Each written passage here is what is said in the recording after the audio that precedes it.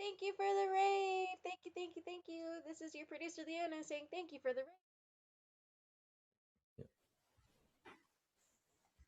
raid. Okay. Well, Hey. first, hello, and first, thank you for the raid. By Go JG. Wonderful. As we begin here with welcome to 3V as we play Mobile Frame Zero Firebrands.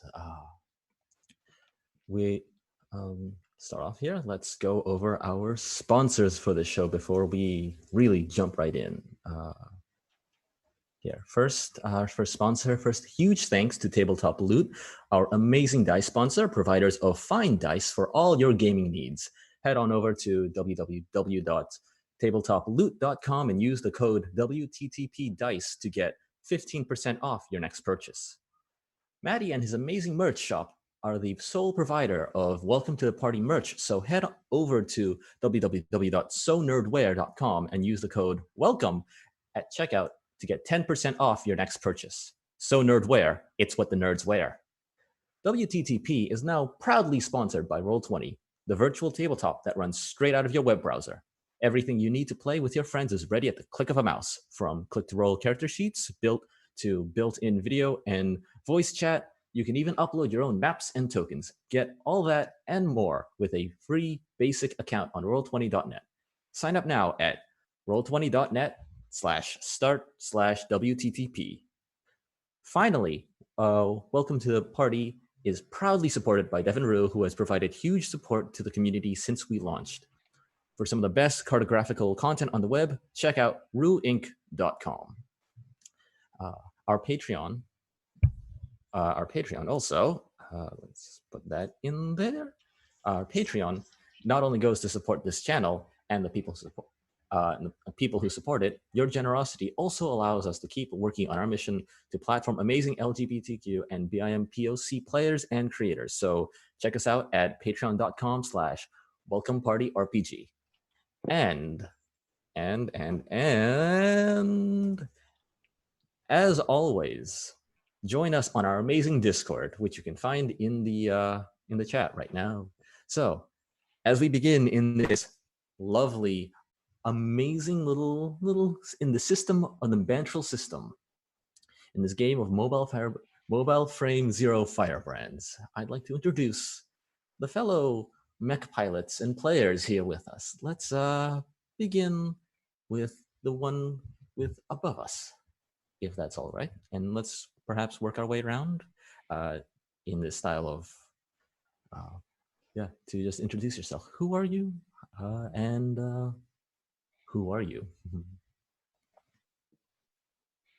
See, I don't have the video open for the Twitch, so I'm not sure what the order is. It's you. I just clicked. It's me. I was like, yeah, yeah, it might be me. All right. Sorry. Yes, it's no you. worries. All the tabs open. It's like, right, which tab is open? There's so many. Okay, so hi everyone. Thank you so much for watching our show. I'm Alex Guerrero. I design games over at zendaris.itch.io, and I am really hyped to play Firebrands because I love it so much. Oh my gosh, it's one of my favorite games.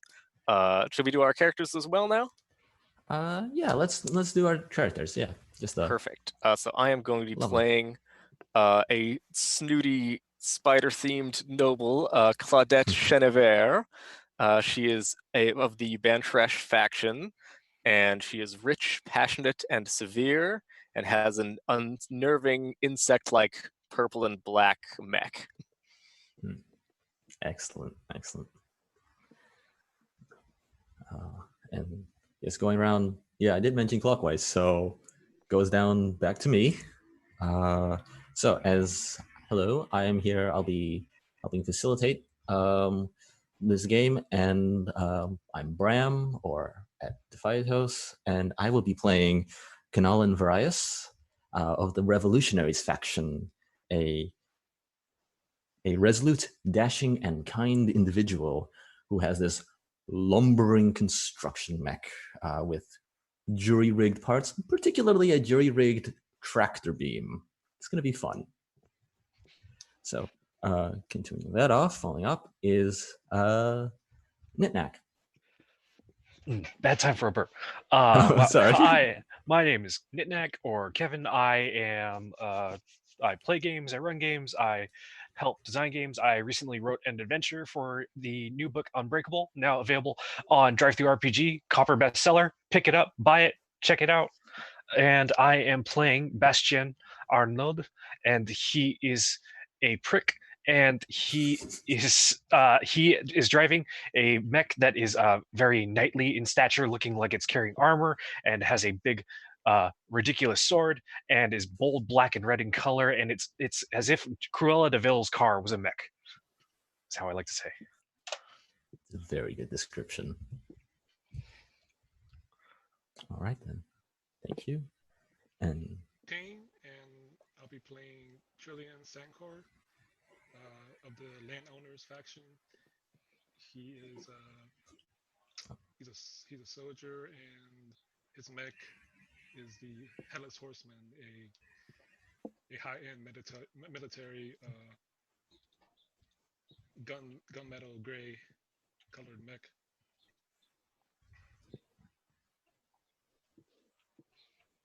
all right. So I believe now with everyone intact, so everyone introduced, let's get into a little bit of how this game operates. So in this game, there's a series of small little mini games where we go around and we play games with each other. Usually by one person starting off picking a game and asking other people, choosing who else participates. And a lot of the games are solved, determined through the challenges on the games, but also through the use of various coins, coin flips mostly, and through them we'll see how these various relationships grow, break down. We'll see how it happens, eh? Over the colony here in the Bantrel colony, and then once we've all come around and we can all later, once we've all done around and we can keep going until we find a good game that we can call it, where we wrap it up, we answer any lingering questions, and just wraps it up right nice and neatly, though maybe not as nice and neatly for our characters. We'll see how that goes. But to begin, we'll be starting with our first game called Solitaire. It's a game that we each play sort of to determine what we are starting with, what's going on in the system, what's going on for essentially for ourselves, as we each have one based off of our various playbooks,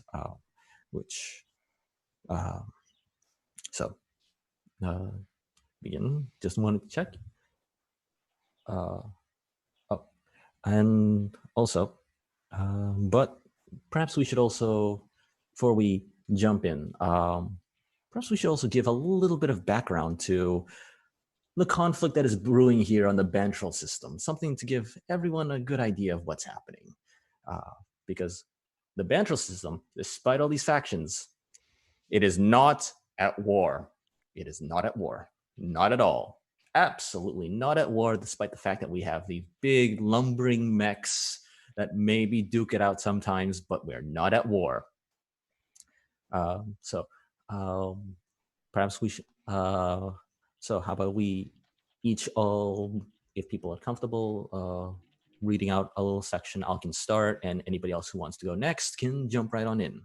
So, Bantrel was never, until recently, a wealthy colony. The planet had resources just to maintain its own small society, but none worth exporting. There was never any need for the corporate sponsors of its initial colonization to interfere with its administration.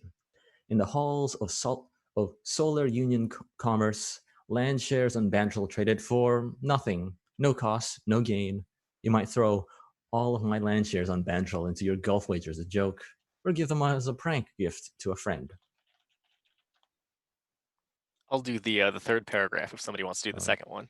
Who wants to do second? Recently, though, there was a minor development in obscure biochemical processing technology, and novel features of Bantrol's tech ecosystem went from being a scientific curiosity to being an untapped and unknowably deep wellspring of wealth. Land shares on Bantrol are no longer an ignored asterisk on anyone's balance sheet. The handover of administration and power from the descendants of Bantrol's original Terran colonists to the newly invested legal rights holders, the self-proclaimed landowners, has been cheerful, orderly, and mutually profitable. There have been a few isolated spats, of course, but there's been practically no protracted, bitter, bloody war of resistance between the displaced old Bantresh aristocracy and the off-world landowners. And when a landowner uses the threat of violence to force a hereditary great family to give up their land, keeping them on as guides and entertainers, it's cheerful. When they offer them in exchange a negligible sum, it's mutually profitable. When a fiery company of Bantresh irregulars responds by raiding their holdings and seizing arms and materiel against future battles, and local insurrectionists take advantage of the upset by forcibly occupying a biochem processing facility, and the landowners respond with ruthless crackdowns and martial law, these are a few isolated spats. To admit otherwise would be to invite the intervention of the Terran Transit Authority's mediation and peacekeeping forces. Then no one would get rich from Bantra but the TTA. So that's the situation here on the colony of Bantrol. It's fine. It's fine. You know, we don't need to get others involved in these little tiny disputes, eh? Nothing to see here. So, How are you? nothing to see here. Nothing to see here. So with that, let's the situation set, the stakes set for all of us. Let us begin with a game of solitaire. It's a game that we each play. I think just to give an example, I'll run through the options for my faction and go from there.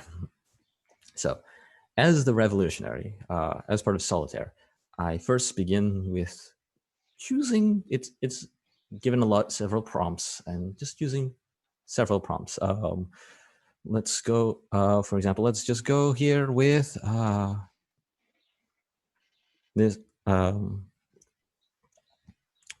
Let's see. Let's go with this one. For example, there's prompts such as, you've been raiding Bantresh plants and warehouses for material. And then it cuts off there with several little ways that you can end it, such as, and you've seized the mobile frame of a night guard, or, and you nearly blundered into a deadly ambush, but pure chance revealed it to you in time. Or, and there are a dozen crates of munitions in your home right now, visible to any who happen to look.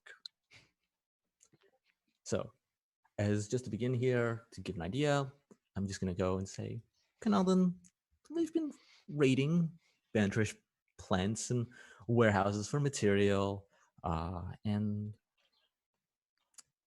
they nearly blundered.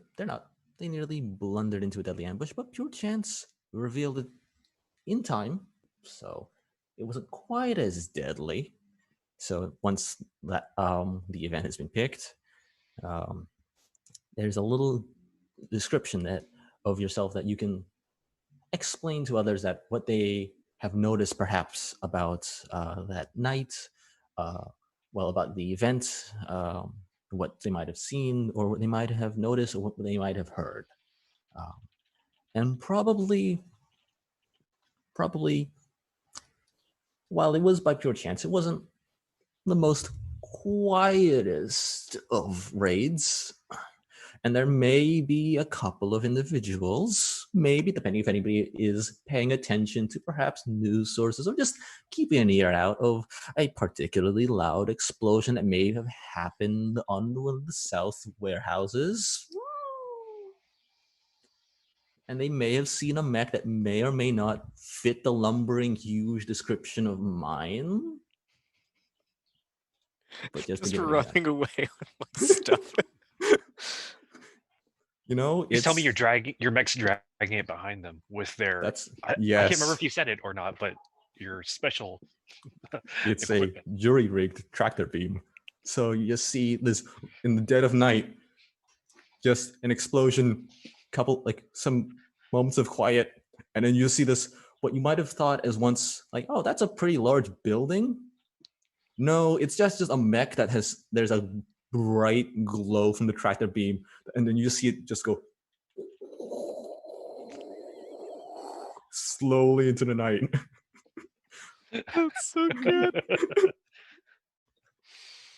So that's where I will be starting, and this is something that everybody else gets to figure out what they've done by themselves as they then prop up what bit of information that we might have all noticed. So feel free when you figure it out. I actually did this all in advance because I didn't know. That's I did as well. If this was I wasn't going to sure be if we wanted during a the bunch of game. dead air. As we're Yeah. looking I at mean, this that's stuff. it. I was prepared to go and fill a little bit more, but yeah. So who wants to go next then? I can go. Do we want to go through the whole thing if we've already done it, or do we want to go like in Let's in go rounds for let's just each? go right now into what might have noticed. So we don't. If you would like to explain what you had picked, feel free, because I mostly did it so that everyone else can also have an idea of what's happening. So we're not just like quiet. And this is what was noticed. Let's see. But if you would like to explain it out, that's also fair. If you would like to just mention what is noticed by everyone else, also good. For the viewers, the game says Yes. that you can either sort of play it in your head to yourself, or you can do it out loud. So that's why we have different choices there. Yes. Mm-hmm. Let me see. I'm not sure how to phrase it in how everyone would notice. Well, the Bastion of the Bantresh faction of House Arnaud, he has been entertaining the interloping offworlders in his family's estate, and he seems to be terribly off-put by them having a very sour face, much more sour than usual.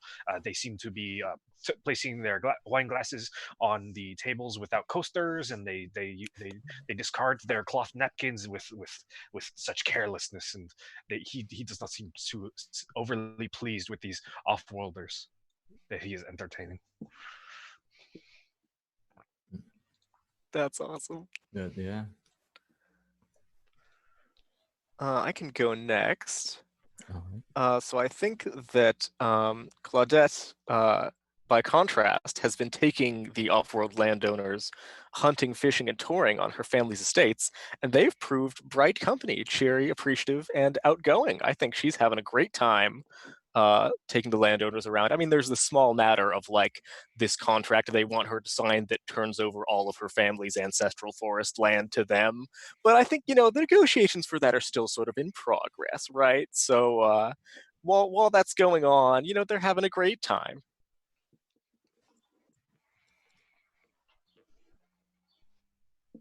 I think Trillions kind of ties in with Claudette because you've been scouting and touring the region with hired Venture's guides. I answered, and you were struck by Venture's marvelous vistas and untamed beauty. It is a very beautiful planet. Yeah. It is. You are correct to lovely. appreciate our fine land here. Yes. It is quite a beautiful planet. So. Yes, our planet is beautiful. Thank you. Yeah. Indeed, all of our planet. Yes, our planet is indeed beautiful. Some of our planet. Oh, okay. So, next, let's. Oh, just starting it up right away, eh? Yeah. Lovely. So next part, now that we've all established what's happened, what we've all started off with, we all go through the various different games. Would anybody like to start with a game? I have an idea in mind. Okay. Go Because for it. I am just always weak for starting this game with a dance. Especially being the fancy noble character or one of them, I get to host it, which is always fun for me. Lovely. So that'll be on page 18 and 19 of our books. Mm-hmm. 18, 19. So. And I would like to invite everyone to the dance at the Chenevert estate, which I am almost certainly not saying right, because when I looked it up, you just sort of have to like sigh in the middle of like Chenevert. Just really trail that off. Pretend I'm doing that every time. So first we will say what we notice about each other and what we have heard. And, you can describe your cool dance outfit if you are so inclined, and I hope you are. So, whoops, what am I doing? I have scrolled to the wrong page. Where'd it go? There it is. All right.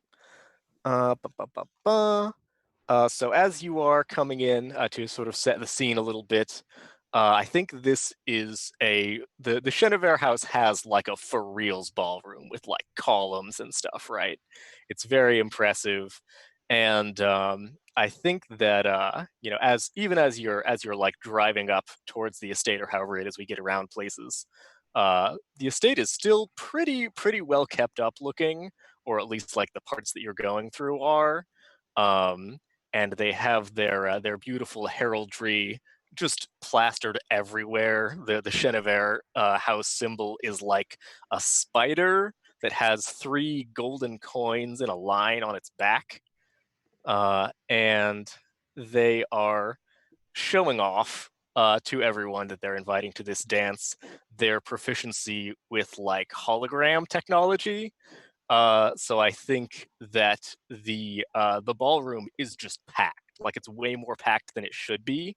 There are just too many dancers, and there are a bunch of like weird technological like hollow emitters studding along the ceiling. And every once in a while, you see someone just walk through one of the dancers. There's like a little ripple, like half of the dancers in here are holograms. All of the wait staff that are standing around have like very crisp outfits, but they are wearing like sort of a little like almost a curtain rod apparatus across their forehead with just like a black cloth draping down in front of their face. So there's kind of a spooky, sophisticated atmosphere going on. And I think anyone with a refined taste like Bastien would notice, like, this isn't really the good wine. Like, this is the medium low tier wine that you give to people who don't know any better. So that's the environment at the house.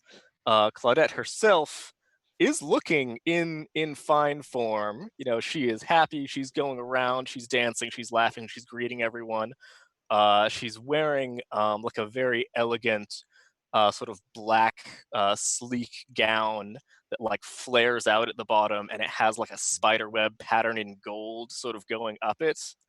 I think her hair is sort of that very like Amelie looking French hair with like the straight edges, and she's wearing lots of like expensive gold jewelry, in good taste, but also in abundance. And also there are like 4 or 5 of her, I think. So one of them's probably real. Are the 4 or 5 all together, or are they kind of? They're all over. Like one of her is over chatting with somebody at a table. Some of them are on the dance floor. One of them is just sitting reading a book in a chair. Yeah, she's all over this party. Are any of that's them one way to floating? be all over. I'm sure they could. So are any of them floating? I think not yet. The hollow emitters aren't busted or anything, so they're still keeping up the illusion. All right. So,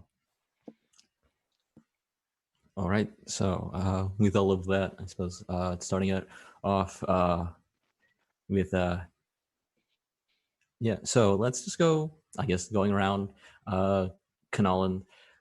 walking in, like entering this lavish area place. First off, just like taking a moment to like dress as best they can, like, but it's very nice, just a very simple very thick sort of blazer with just very simple slacks essentially.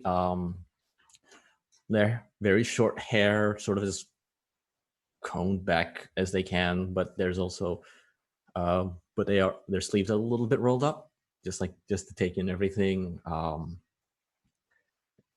Taking in also as looking at the architecture, admiring it a little bit, but also going, wow, that is way too gaudy. Wait, you don't need that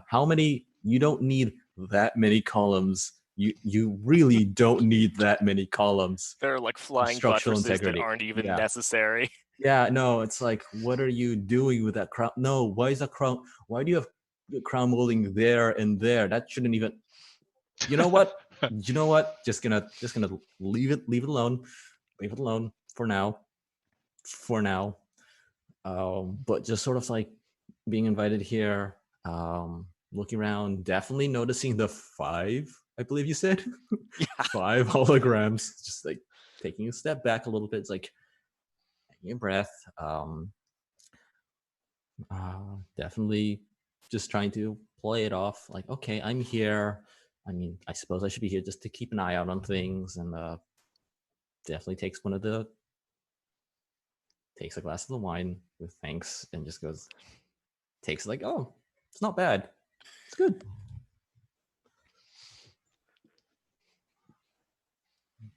I suppose Bastian makes his entrance. He arrives, and a small little old man in a tuxedo walks in ahead, and he announces Bastian's arrival very loudly with a small trumpet as well. And he does his little toot toot and says that Lord Bastian has arrived.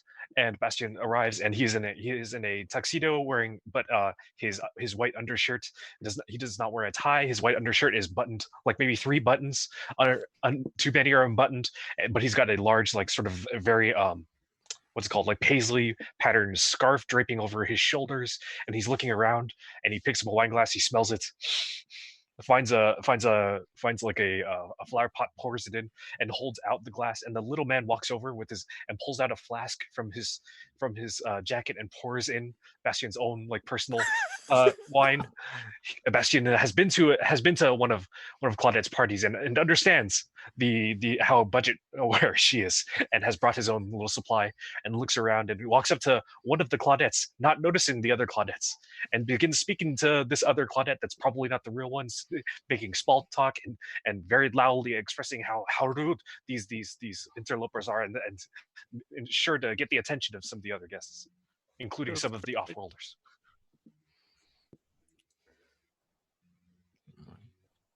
So Trillion walks in with his other soldiers. They're part of his mech unit. They're all dressed in formal military uniforms, dress uniforms. And he's looking around. He's thinking to himself, so this is how they live around here, huh? And he's heard that Claudette's family spent a lot of money on this party, on this dance. Maybe even had to borrow some to for this borrow taxes for this display. That's awesome.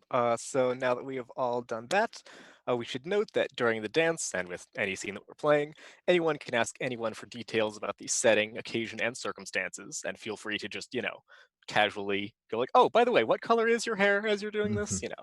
That's one of the fun parts of contributing, even if you are not playing in the scene. If it's like a scene with 2 people in it, you can just bust in.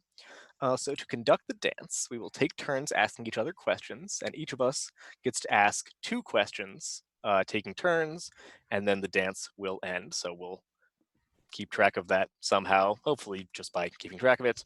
I'll just write it down. Sweet. Yeah. And once everyone has asked 2 questions, then the dance ends. That's 2 questions total, not like per other person. The worst dancer asks the first question. The player or the character? I think the character is safe. I do not think Bastion is the worst dancer. He's a noble. I don't think I'm the worst dancer either. I think Kanalan can be an adequate dancer, probably not to the specs that nobility might prefer, but just it's not bad. How So I about think you hit Trillian? Yeah. I guess it's probably me then. It's probably Yeah. Trillian. All right, so you'll pick who you're dancing with, and then you can throw a little bit of role play on the front of your question, throw a little bit of role play on the back of your question, whatever you'd like to make that question match up with the fiction and who you're addressing. And of course, the other person can respond in kind and banter back and forth a little bit. Okay, let's see.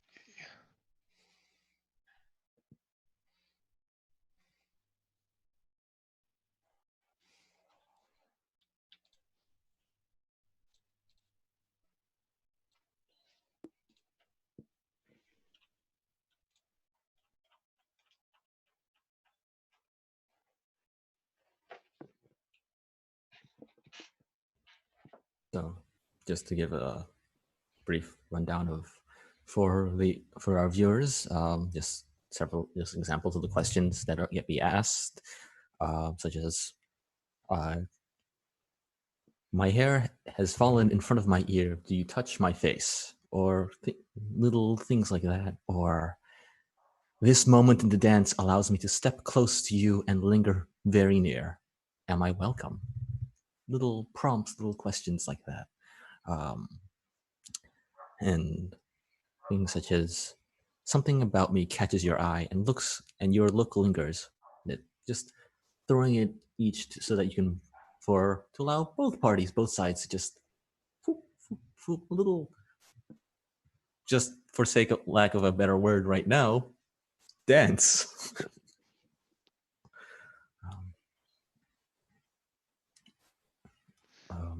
So I think for this song, it's more of a group dance, so it's everyone was on the dance floor, like in a basically like a line dance, and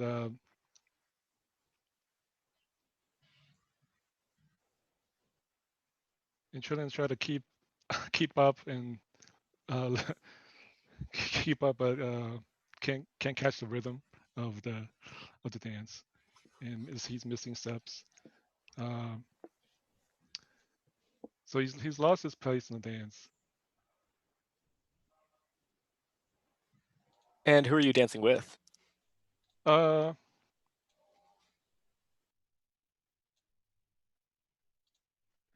think Killian would be is next to me in the line. So do you let me stumble or do you draw me back into place? I think I'd let you. As I notice you stumble, I would help you back into place. I catch you a little bit. It's like, you know what? This is this is still a party. We're all here to have fun, enjoy ourselves a little bit. Let's. So as you fall out of step, just there you go. Catch you a little bit. Okay, thanks. I got it. I think. No problem. That's unexpectedly nice. Yeah, get a nice stuff out of the way first.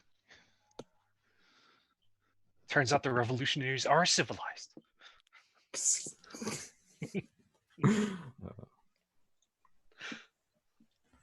Alright. Would we like to go clockwise on the Twitch view or like in our Zoom view? It looks like Leona's asking in our chat. Oh, that's we should be clockwise should still be the same. What Okay. looks to be By the the same Twitch order, right? by Twitch order, but that's also the same in our Zoom chat. Looks like it might be a little bit different on my screen, so that's just me. Oh, So okay. it depends on how your window is sized. Yeah, that might be. Okay. So that would be Ting. That would be after Trillian would be Claudette. Okay, cool. So let's say that Claudette is. I think I actually do want to dance with Trillian. So let's say that this is a little bit flash forward, and we can freely, do flashbacks and flash forwards and whatever we want to get the dance pairs to work out. So I'll be dancing with Trillian sometime later when we've moved into like a more, partnered up waltzy kind of dance, and I think that I'm curious about what your outfit looks like. Specifically, speaking of asking questions, like what color is it?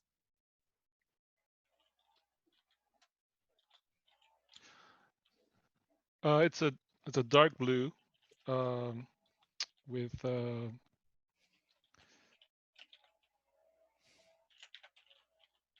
with patches on the near the shoulder showing rank and some medals on the left the left lapel. Nice. So I think that Claudette is being very like garrulous and chatting, about stuff, just little nothings as we're dancing together, and she's making a lot of like hand gestures, and you notice that she's wearing under her like fancy party wear, she's also wearing the like form-fitting like plug suit that you wear when you're piloting a mech. So as you're like holding her hands, they feel like plasticky and armored, which is also how they would feel if it was a hologram. So it's a little hard to tell if this is the real one or not. And as you're dancing together, she actually steps up very boldly close to you, and is like reaching up to reach up and like finger one of the medals on your chest and like lift it up and look at it. So this moment in the dance allows me to step close to you and linger very near. Am I welcome?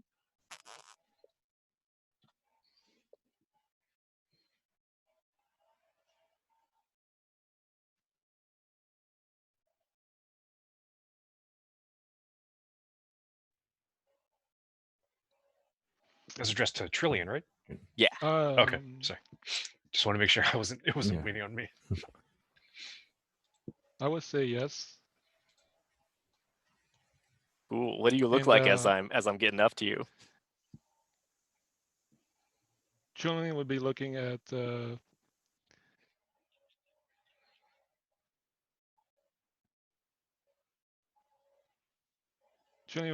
Claudette's hand as she's touching his medals, and in a very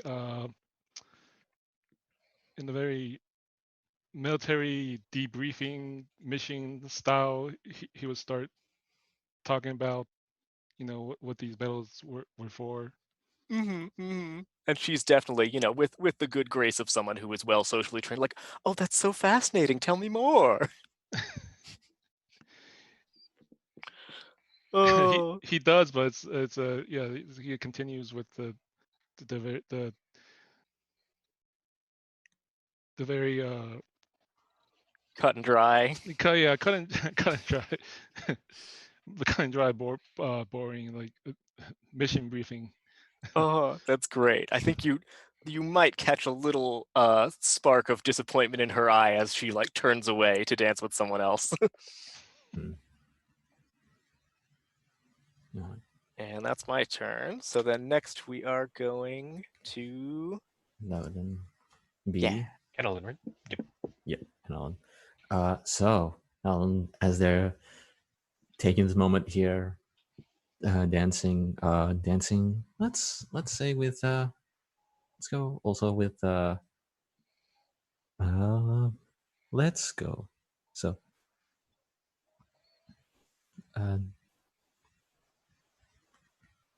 so Bastian. Yes. So as this dance is happening, just wondering. My ear catches the sound of your laughter as your laughter fills the space a little bit. Just wondering as I turn to look at you, what are you laughing at? Question: how rude can I be to your character right now? Go for it. He is laughing at your shoes. Obviously, they are inappropriate for such an event. Usually, one does not wear work boots to a dance. One does not wear clogs to a fine event such as this. Wow! And how could you? And he's like saying this to one of his noble cousins, and sort of chuckling and pointing and sort of snickering and sipping his wine glass. I'm just gonna turn, take a look, and just give you all just a like. Once I notice, like laughing, because I'm just like it's a very loud laugh. It's a laughter that I notice. I turn and I notice all the time. Just I turn and I look at you, and there's just this like first trying to figure out. Wait, what are you saying? Wait, you're pointing at me, and I look down. And I like it takes a moment to just like piece together because hearing a half of a conversation, and just like taking a moment, and just like laughing, and just like there's this almost bit of a sneer that just comes across my face in your direction. It's like a sneer, a snort, and I just like hotly just turn Like turn away. As you sneer at me, I'm smiling. I clearly got the reaction I wish to have gotten out of you. Mm. Let me see.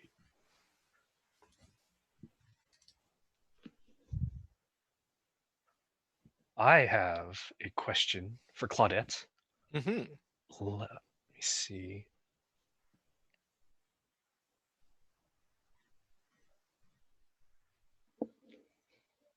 Claudette, your mouth is close to my ear. What do you say? Or Oh, what does one of nice. your holograms say? Is it the Yeah, hologram yeah. or is it the real? I think you actually can tell that this is the real Claudette. I think that you have been like associated with my family. We may have even fought before. Like we sort of know each other from back when. So I think there's some sort of telltale sign that whether I'm a hologram or not. We'll leave that up to you later if you want. And I think as we're dancing together, you can tell that she has smelled that your wine is not the wine she's serving. And she says, "Oh, well, I suppose our vintage must not have been quite to your liking. That's so unfortunate." And then she, conveniently, this dance has a lot of people getting close to people. So as she pulls in close to you, as we're turning around, she leans in and, in a very deadpan way, where you can't really tell if she's joking or not, says, "That was a smart choice. All the wine we're serving today is poisoned."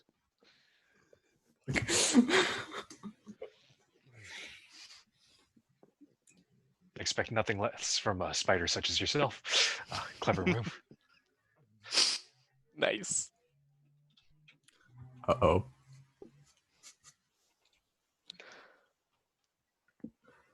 And we go around twice with questions, right? Yes, we go around Yeah. twice. So it is Back to me. yeah, Yep. back to Yeah. Trillian.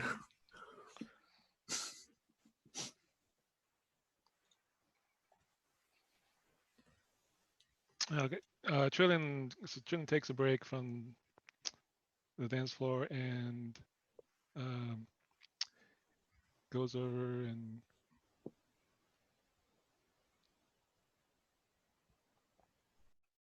to get some wine. Let's see.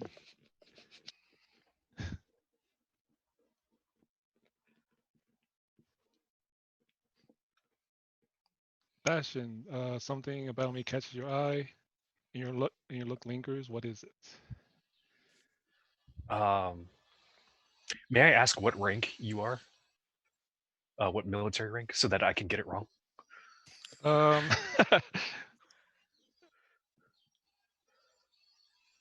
Lieutenant. Commandant. I am admiring some of your medals there.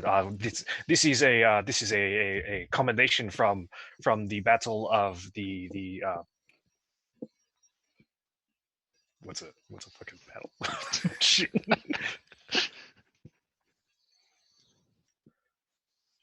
From the battle of the Ganjinis on Saturn. No. Yep. I'm sorry, you are mistaken.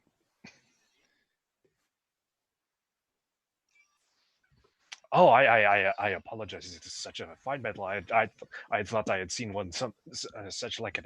My dearest apologies, Commandant. It's quite all right. And do you care to explain where you had acquired such a fine piece of tin?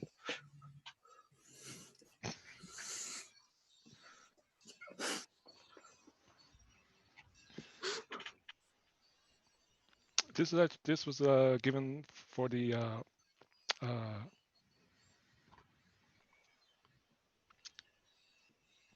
battle on one of the moons of Jupiter.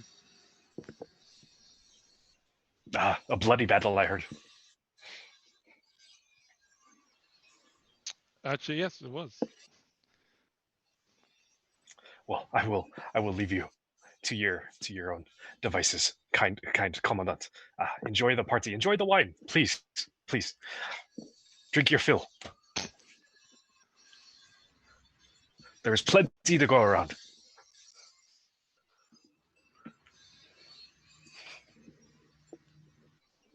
I'm slowly pouring as I watch him walk away.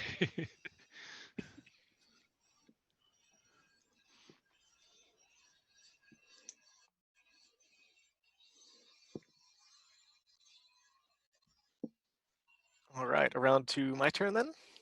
I believe so. Yes. All right, let's say that I'm dancing with. Is it Kanalan? Kanalan. Kanalan. So I'm dancing with Kanalan. I think that I think I ambush you a little bit. Okay. Like you're maybe just like leaning against a column, Leaning against deriding column. the architecture, and she comes up from behind you and says, "Oh, I don't think I saw you on the guest list, Mr."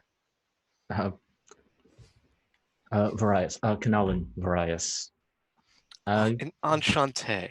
And she holds out her hand for you to kiss.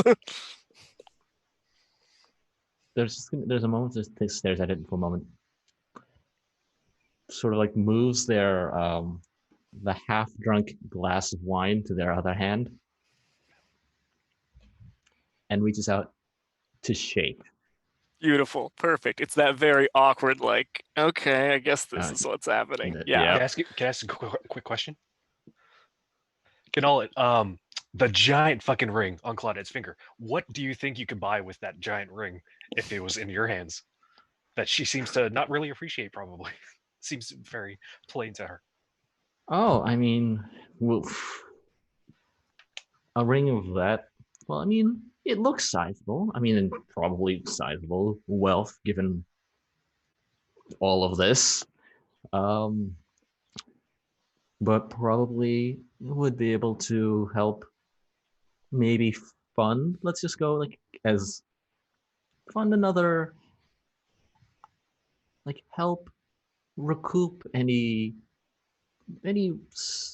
moderate moderate replacements to maybe some armor plates from maybe like a raid or two.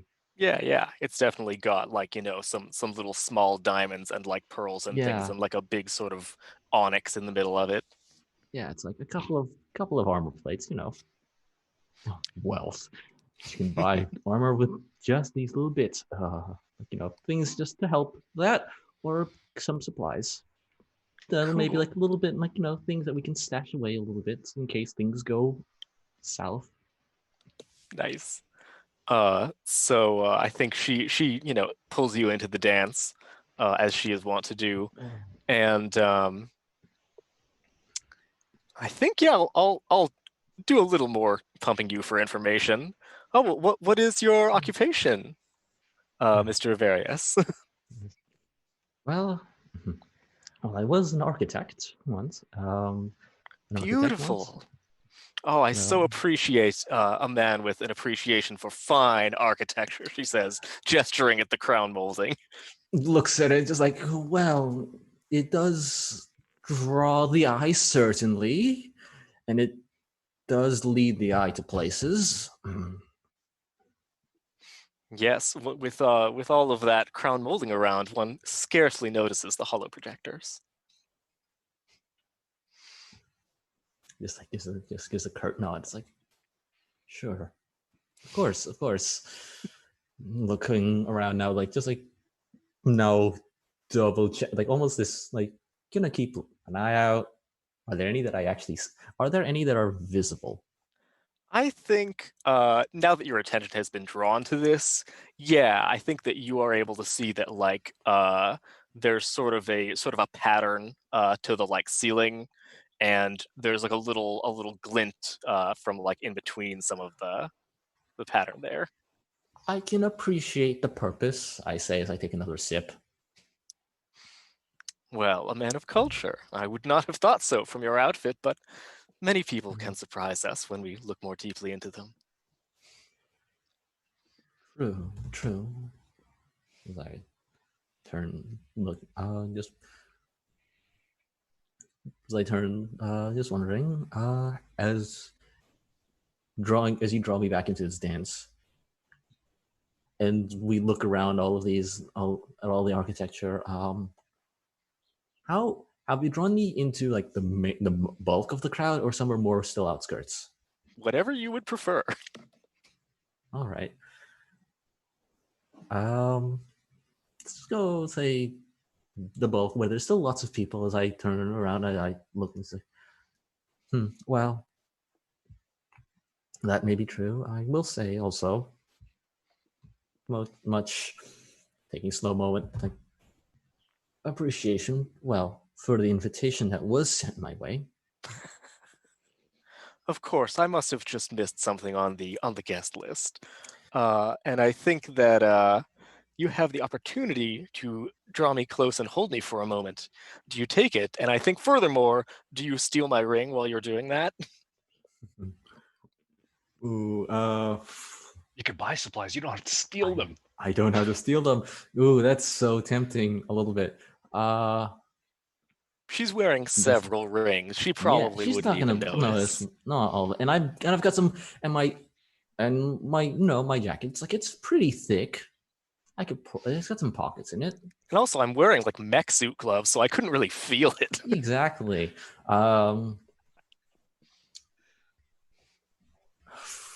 Yeah. Let's go a little risk. Just gonna hold you close. Yeah, I'm taking that opportunity. Gonna go and say a little bit also, like, this is also with saying the vintage is, this wine is quite good. Thank you for opening your reserves for this party. Are you thirsty? Let's see. Now I have to decide whether the wine really is poisoned or not. That's great. This is my second glass, probably. Yeah. And no, I I've think already downed a glass, so it's no. I think she does accept it from you and drinks. All right. Takes a drink. And it's in that moment, as you take it, that I'm gonna try to just snag it off the other hand. Yeah, perfect. Yeah. That totally works. All right. And then just open, and then just like, as like readjusting the jacket a little bit, slip it into a pocket.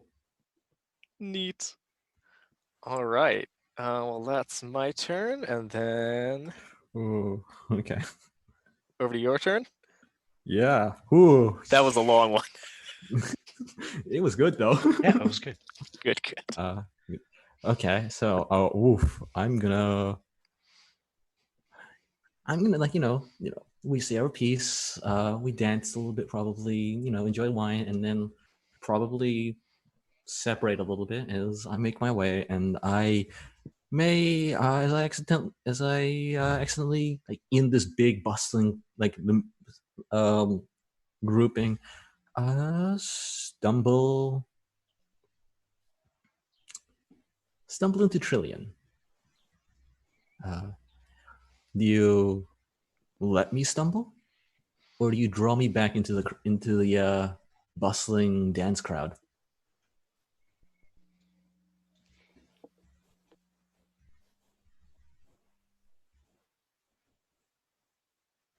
I'll draw you in. 'Cause Okay. At this point, Trillian has probably had is a little bit buzzed from the wine. And Okay. Draw me in. It's like, just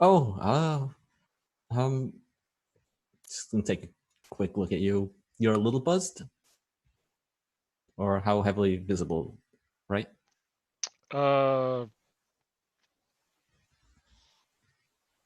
well, he's got his top button unbuttoned, and yeah, both his jacket and shirt top buttons are unbuttoned. He's gonna turn like, thank you there. Thank you. I might have lost a bit of my footing. Not used to all these people, all of this. Oh, no problem. You're not leaving yet, are you? No, I was just going to get another drink. I say with still a quarter. A quarter still fill in my glass that you can clearly see as I'm just like right. Just the drink, just looking at my eyes like sort of darting a little bit, like seeing the furthest away individual with another glass, like going to go there.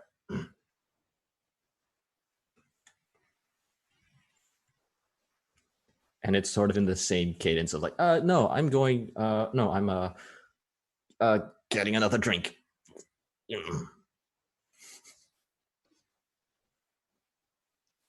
Okay. Hydration's important. Yeah, yes, it is. Lily, have you had enough to drink?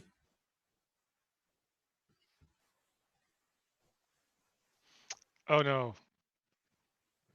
I can still do with some more. And he's off rhythm, awkwardly. Oh, okay, dancing. joining me now. Okay, so awkwardly we head off and get more drinks. Okay. Yeah. Still rooted here now. Drinking buddies. Yay. Okay. I believe that now brings us down to Bastien.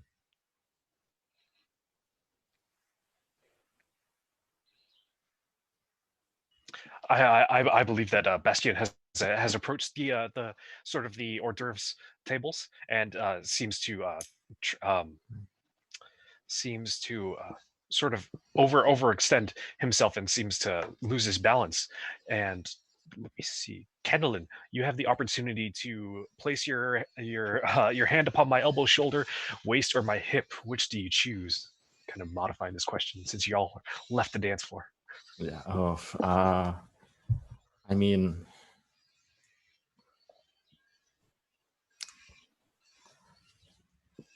I would reach it like just this, like seeing some of these stuff will just almost automatically reach out, and then halfway noticing who it is. There's just this like, but I'm already sort of like half reached out. Mm-hmm. So I'm just like, just gonna complete the motion, but instead of was gonna grab your like reach deep to grab your elbow to try and stabilize you and pull you back upright. Just like grabbing instead, just grabbing your shoulder.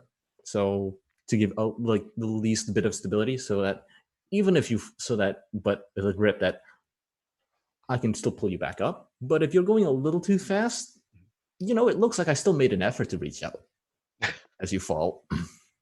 I don't think it's that ungraceful. I think you're able to help Okay. Bastian recover. And he's like, stealing a bit of a copying a feel, eh? and sort of let's see, pulling something that does not belong to you once again, eh? No. You took a bit of a stumble. I thought it would, instead of crashing down on the floor, it'd be, you're welcome.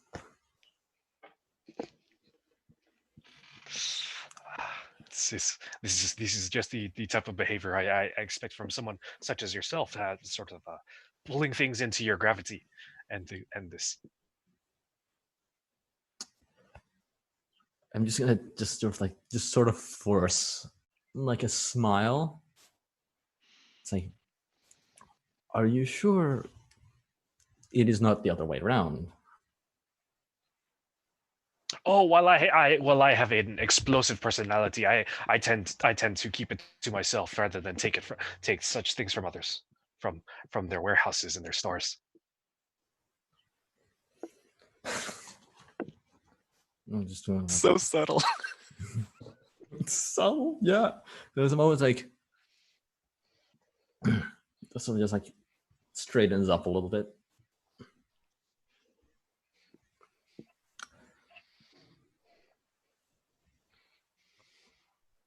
Take.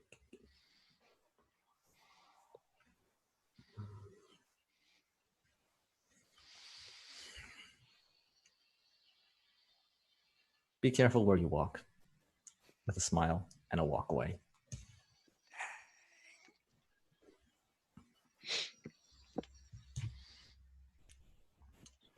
And that was the dance. It was like, yes. Yeah, and that's one way to end the dance. That was great. So good. Oh. So good. All right, so now anybody but me can pick Yeah. the next game that we play. Indeed. And then once we've all gone in any order and picked games, then we can all go again in whatever order we like. Yes. I actually had an idea, if nobody minds me jumping in, grabbing the next game. Go for it. I would like to have a conversation over food at the same party, at the dining tables at the party, and I invite everyone, but in particular, I would like to ask like to have a small interaction with Kettlin again. What a coincidence! Oh, what a coincidence! Oh, that's so mean. Okay. You thought you could escape me. It's like, we're just joking. Like, oh, food, right? I suppose that's something that gets right. A spread. I'll just go over for the setup and everything for the conversation over food. So you, for the setup, you ask your chosen partner how you two came to be eating together. Other partners can join freely if it makes sense for their characters to be present at the meal. What do you notice about each other? What have you heard? During the meal, anyone can ask anyone for details about the setting, occasion, and circumstances. We take turns. The person with the lowest social standing takes the first turn if this isn't clear, and have another player choose who takes the first turn at whim. On your turn, choose one or more of your conversational partners and choose an action. Either ask a topical question, engage in an actual improvised conversation, pass, saying instead something about the food, or leave the conversation. So clearly, I would not be Since my party. I'm gonna say, according to Claudette, Trillian has the lowest social standing. Ooh, because he was the least responsive to her advances. Damn. That's also fair.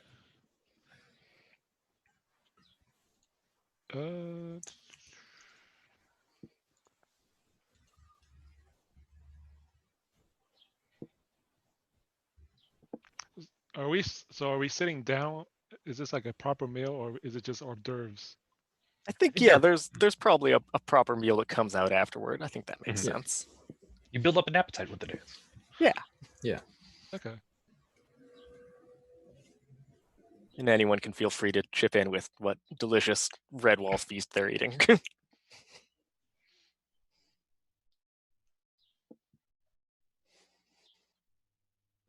And the questions and topics are on page 17 of the PDF for easy reference.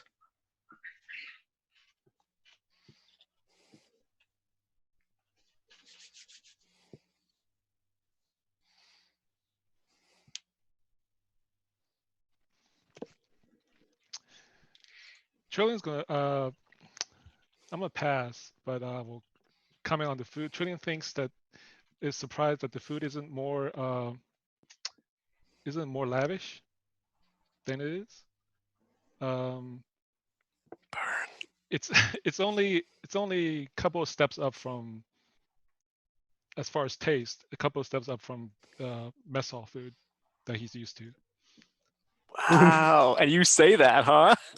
From corpo military mess hall food too. Not even like proper noble military mess hall food. Oh. Yeah. Amazing. Cool. So, yeah. I think that actually not just the fact that you express that, but that you do it so bluntly, you can tell that Claudette is actually offended. Like she like okay, and like takes a really deep swig of her wine and just changes the subject completely. I think I am oh, Bastien, I remember you had such a wonderful story about that thrilling battle you were in. What was it again? So I'm going to try to convince you to tell a story about a sick mech battle you were in to the table. Oh, of course. There were some of course some. How do we what do they call themselves? Some they revolutionaries. They claimed to be, and they were performing a raid on one of our small military encampments set out outside of a refinery, and of course they did not expect such as myself and my noble cousins to be stationed there waiting for them and in the far in the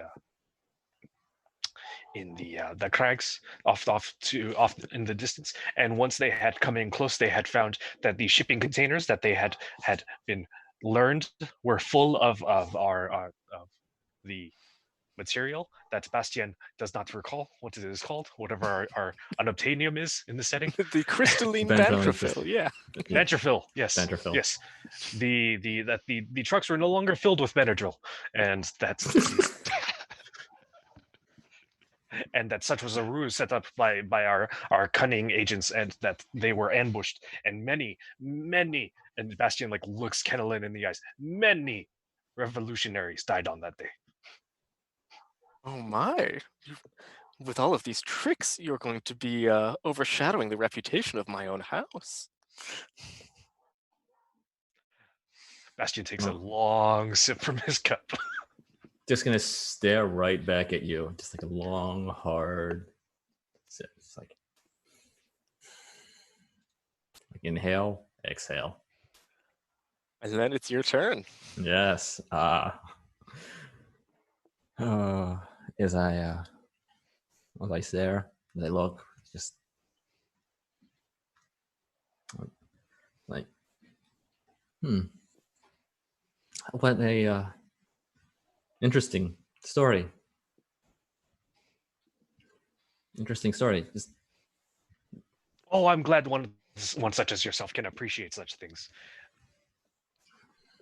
yes, just as I heard, as this is on a One should be graceful in time. defeat, such as and as well as in victory.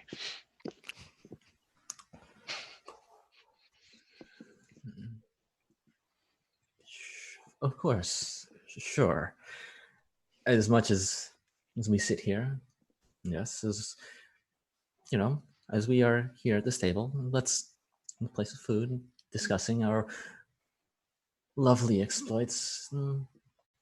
It's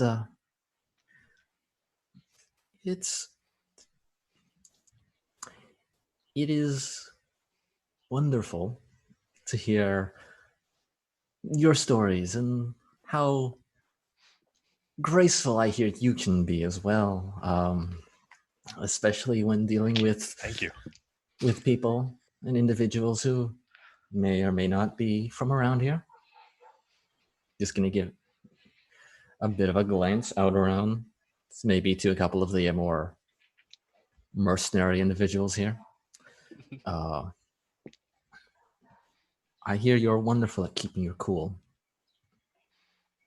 Just like just the slow sarcasm.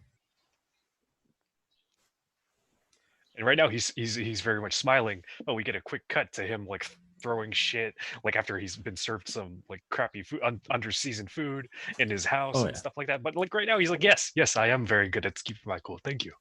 Yes, and there's just like this undertone of sarcasm that's just searing out right now. Yes, especially as I see that you, especially with everything you do, be it, I suppose, in a mech or on the dance floor. I suppose you don't trip up often.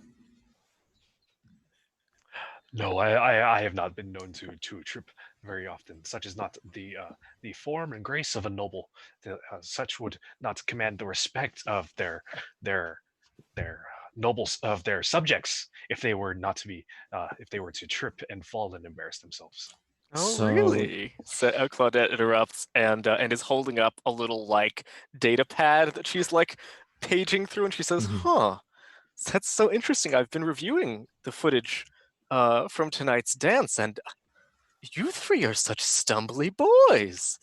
Look at you just falling all over my party." She like clips out a GIF and uploads it to Space Twitter. Well, for Canal, it's like, okay, that's amusing, but okay, fine. I get, amusing. Mostly looking at Bastian's little just sent out to Space Twitter and just like, and just. So I suppose if you should fall on your own. Well, of course, one must fall and stand of their own accord. One is not given anything in this life as a noble. That's just like That's just me. That's not her. No, yeah. Yeah. One must earn their place. It's just I don't know if Bastian would catch it, but that's just a slight twitch.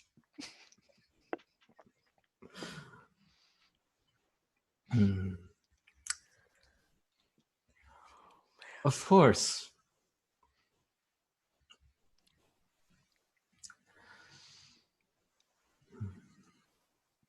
Of course. I'm just gonna sort of just slowly take another sip. Let me see.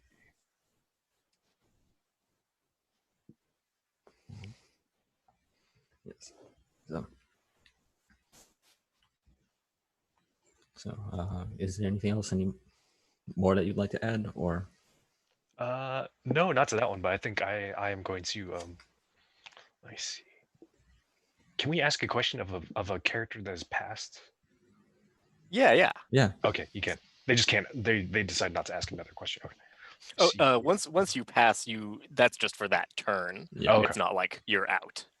Oh, it's once everybody passes in a row. Gotcha. Okay. Yeah, that's how you end the scene, is we all pass. Mm-hmm. Let's see.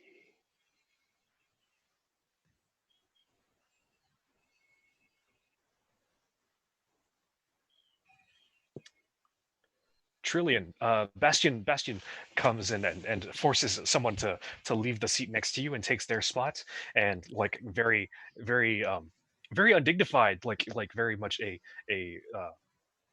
not the image of the classy French nobles, but the actual image of French nobles. He grabs some meat and starts eating it with his hands. It's like dripping down his chin, some like space chicken grease. And he's asking, I see the your delegation has sought fit to send you here, and he's like speaking with his mouth full, and you are here to, of course, assist us in the quelling of the local color, of course, the rebels. Yes, and I am asking you to reassure me about your support with the bad chief against the rebels. Can you reassure me? It's I reassure you somewhat. It's one of our jobs. Yes. One of, yes, of course. It is one of the most important jobs for us. Once we are able to settle this dust up with these upstart locals, then we can get to finally sitting down like civilized people and speaking with his mouth full and like taking some of his own wine, like civilized men, and at the business tables in the offices and work out some sort of arrangement. Me and your corporate masters, of course. Right. Of course. And it's, some of your food morsels will land on land on Trillian's sleeve as you're speaking. Oh, I'm sorry, and he wipes it off with his greasy hands, leaving a stain instead of just a small drop of food on your nice dress uniform. So, question, it's all Trillian. right. It's all right. I got this. How clean are you supposed to keep that uniform? Immaculate. Is it white? Please tell me it's white. No, Well, it used to be all white. It was blue. But It was blue. Okay. But now it's got a little green spot with the yellow grease. yeah. I feel confident and reassured with your support of our stance on the planet. And I stand up and grab another handful and go to find somebody else to go annoy.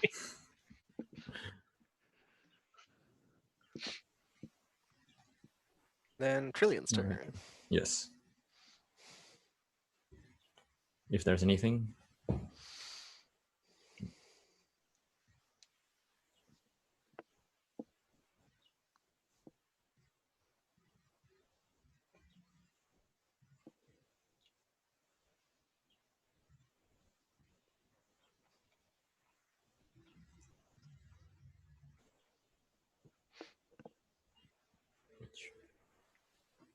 I guess we're playing sort of loose with the time.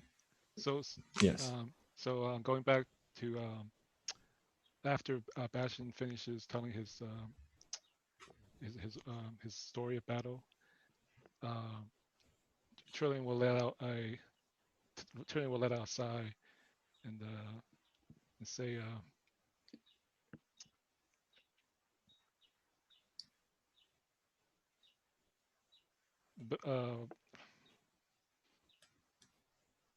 battles are not to be bragged about.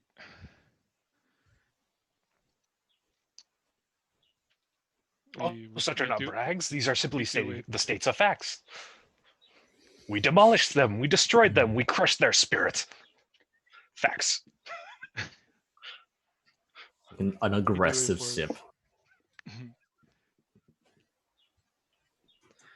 We do it because we feel it's necessary, and he looks to his fellow soldiers, and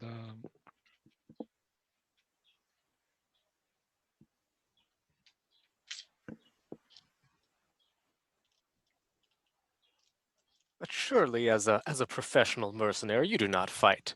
Only when it is necessary. You must feel some of that joy of combat, don't you?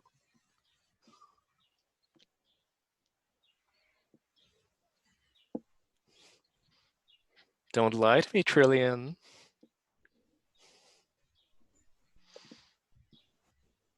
sometimes I feel it, yes, but it's not a good feeling. Well, perhaps you should become more accustomed to it.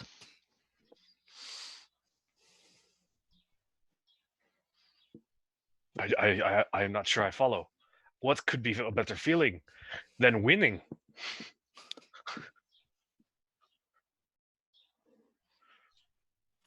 Exactly. You have it just correct, Bastien, as always.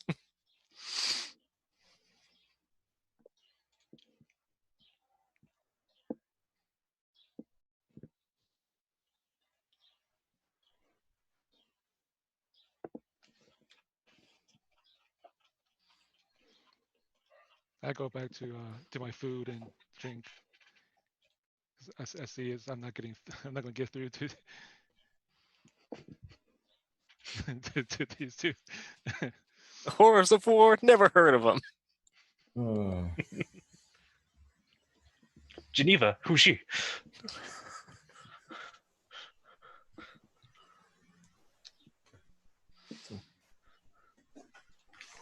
So I believe we're back at Claudette. All right. I think that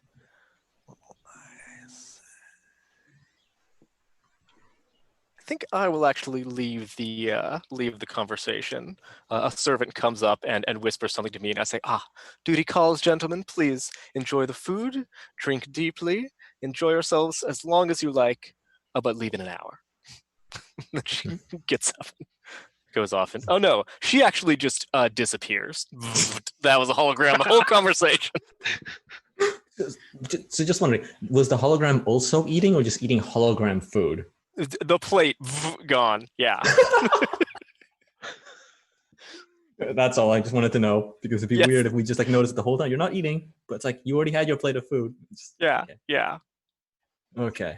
Just gonna take like watch that disappear. Just like quick glance around, looking at like where was that project? You know what? Never mind.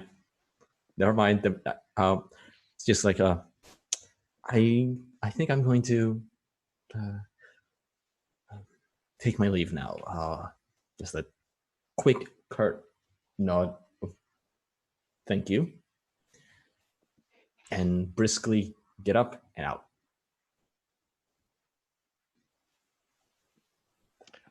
Bastion doesn't leave, but he is unconscious on the couch.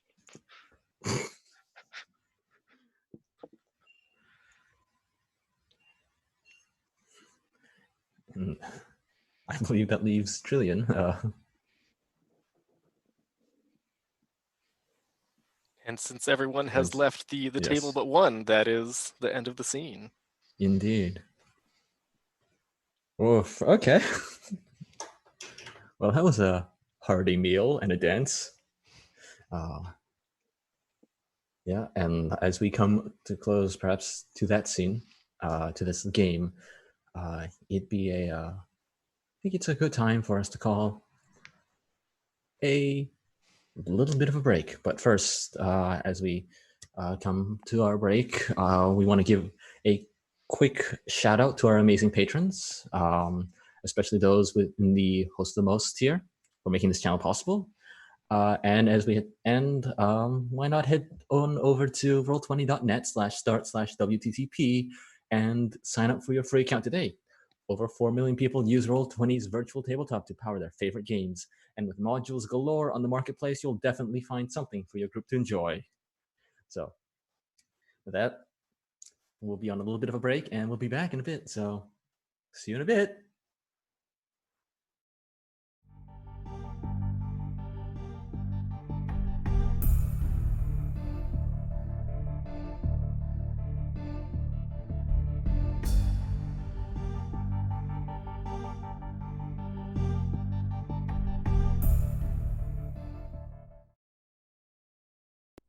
Thanks so much for hanging out with us today. If you get a second during break, you should check out one of our amazing sponsors. We're now proudly sponsored by Roll20, the best virtual tabletop for all your role-playing needs. Over 4 million people use Roll20's virtual tabletop to power their favorite games. And with more modules than you can shake a stick at on their new revamped storefront, you'll definitely find something for your group to enjoy. Sign up today by clicking the link below or heading to roll20.net/start/WTTP. Tabletop Loot is an amazing place to get your dice bags, dice boxes, and more. And now you can get 15% off your purchase at tabletoploot.com by using the code WTTPDICE at checkout. Tabletop Loot, Your party starts here. While you're at it, check out our so awesome merch store, So Nerdware. So Nerdware is the place to find all your Welcome to the Party merch and other amazing stuff too. Head on over to sonerdware.com and use the code WELCOME at checkout to get 10% off your next purchase. So Nerdware. It's what the nerds wear. Devin Rue, the amazing mistress of maps, has kindly supported the channel since the beginning and provides graphics for many of our streams. Head on over to rueinc.com to check out some of the best fantasy cartography on the web. Our Patreon supports the creators and producers of the channel by providing Roll20 subscriptions, cost coverage for video hosting, and more. If you want to support the channel while getting podcasts a week early, gaming articles that are published on Patreon first, a shout out during our break, and more, head on over to patreon.com/welcomepartyrpg and throw us a buck or $5. And last, but certainly not least, help out the party. Subs and bits not only support the stream, but also every 500 bits or a tier 1 sub gives a player or DM of your choice a reroll or system equivalent, and every 1000 bits or tier 2 sub gives a player or DM of your choice a crit or system equivalent. Thanks again for hanging out with us today. The game will be back in just a few minutes. Let's all go to the lobby. Let's all go to the lobby. Let's all go to the lobby to get ourselves a treat. Delicious things to eat. The popcorn can't be beat. The sparkling drinks are just dandy. The chocolate bars and the candy. So let's all go to the lobby to get ourselves a treat.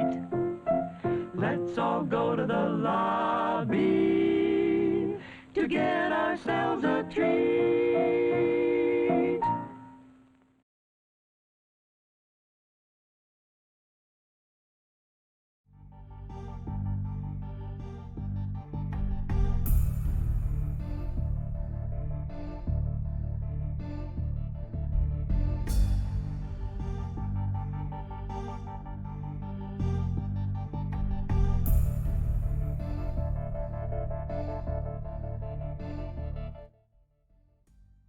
Hey everyone, it is Leona here, your favorite producer, and I just want to give our thank you to our host with the most tier, our Patreon sponsors, and that is Jack C, Michelle E, Donald G, Nerdy T, Abigator, Anino, and Andy T. So thank you to those fabulous folks for being our amazing Patreon sponsors in our VIP circle, and we will be back very shortly with, I was about to say Firebrands. Yeah, Firebrands!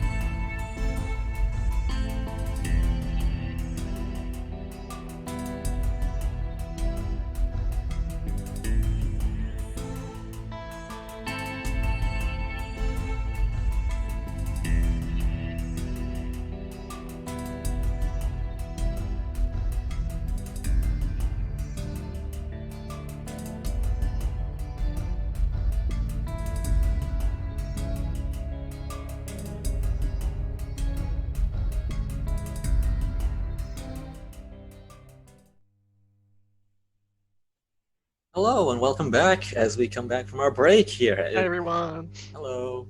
As we're back here with Mobile Frame Zero Firebrands after a bit of a heated dance dinner. Oof. I believe we're coming back here. I believe the other two people who have yet to pick a game are both Trillian and I. So, and I was just I oh, and let's double check something here. Just double checking. Hello. Uh, double checking. Okay. Double checking. So Still pretty quiet. As oh. So just double check. Sorry, everybody. Slight technical issue. That's slight technical issues. Slight technical issues. One moment. Just trying to fix everything to make sure everything is all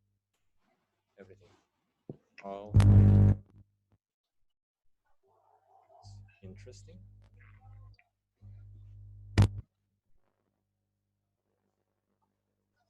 Kettlin's already firing up his mech, I guess. Is everything? Yeah, that's very good. Okay, folks, we're just gonna fix the technical difficulty and we'll be right back.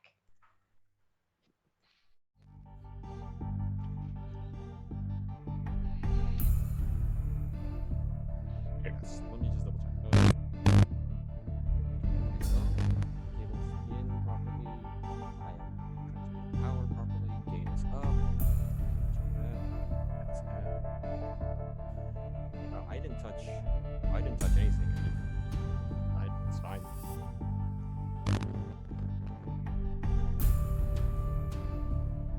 It sort of dropped like a little bit over like the course of a second or two. And then the humming started after you got quiet.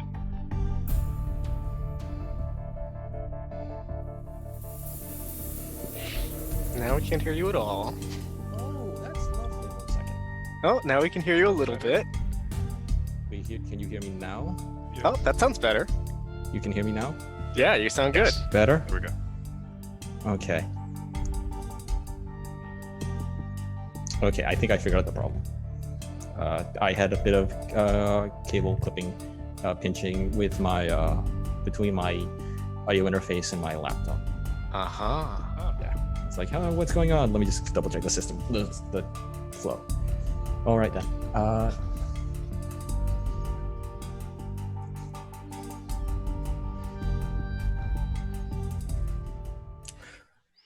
All right then. All right, sorry about that little technical hiccup, everybody. But we're back, and everything should be fine now.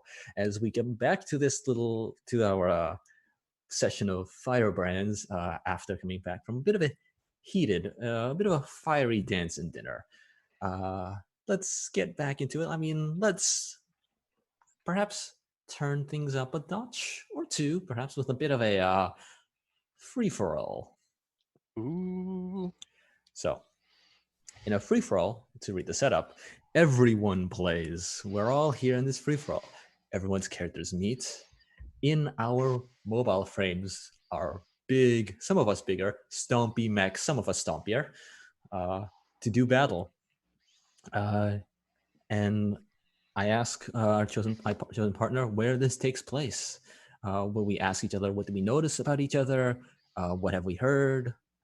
And during this free-for-all, anyone may ask for details, just like in the other games. Just we can all ask details about the location, the landscape, about the situation, and so. I have an idea of where it's Oh, taking place.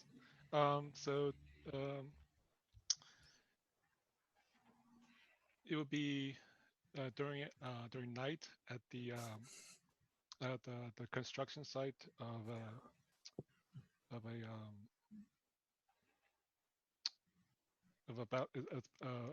in the progress of being built a processing plant for the Benadryl by Trillium's employer, the the BRC, the Ventral Revitalization Corporation. Awesome. All So right. Trillium is is uh is escorting some a transport with some building uh, materials to the site, and yeah. All right. So, and it's on this battlefield at night. Is things are being built here. Perhaps like they're with your mech bringing in some supplies. Perhaps there's another mech that you hadn't that just blips on your radar. It looks like it's also bringing in supplies. A rather large blip, but it is a blip, and it from the ping it says like, oh, it's also bringing in supplies. Well, this is a rather large facility after all, that may or may not require supplies. So it's not surprising. Um, and and then as you look up from your radar, that's when you may have noticed this almost like like this lumbering, um, almost like this mishmash. Think of it like a crane and a truck, and just like these several, think heavy industrial vehicles turn into what is like a giant, almost like a wall, and that is just barely is like slowly just trundling through, and Like a like a jury rigged jury rigged Devastator, the Transformer. Yes. yes. So and it's probably loud, and such a movement's probably very loud and may have gotten a couple of individuals' intentions, perhaps, at this site, as we begin this free for all. Anyone else like to? So I think for the formal game, you get our first turn. Everybody will get 2 turns, and as the originator of the game, you'll go first with a challenge. Yes, I was just poking in just to see if where everyone else is where everyone else is at. Claudette, Bastian. Yeah, where am I at? That's a good question. Okay, so I'm going to say the reason that I know that this is going down is because the wine didn't have poison in it. It had like GPS nanomachines. So I just noticed that like there's a convergence of my little dots for you guys and head over. So I think that we see there's like a city park next to the construction site, and it's got like these big beautiful trees in it. And then there's like a little rustle from the top of one of the trees as her mech is hiding up there.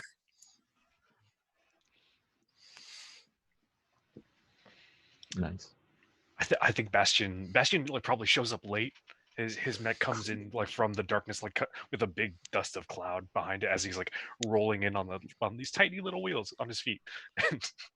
But like it sound like you hear him before you see his mech. You hear like these deep rumbling engines, like those old classic fucking what are they called, the Bugattis, like deep bass like in your chest, and like he's coming because apparently like once this revolutionary raid on an ally's facility had been noticed, some good citizen had called the municipal police and informed them that they were being raided by a revolutionary mech, and of course Bastion had happened to be in the area performing maneuvers and had came on his way to save the day, as is his duty. Does your mech have like roller skate wheels like in Code Geass? Yeah, exactly.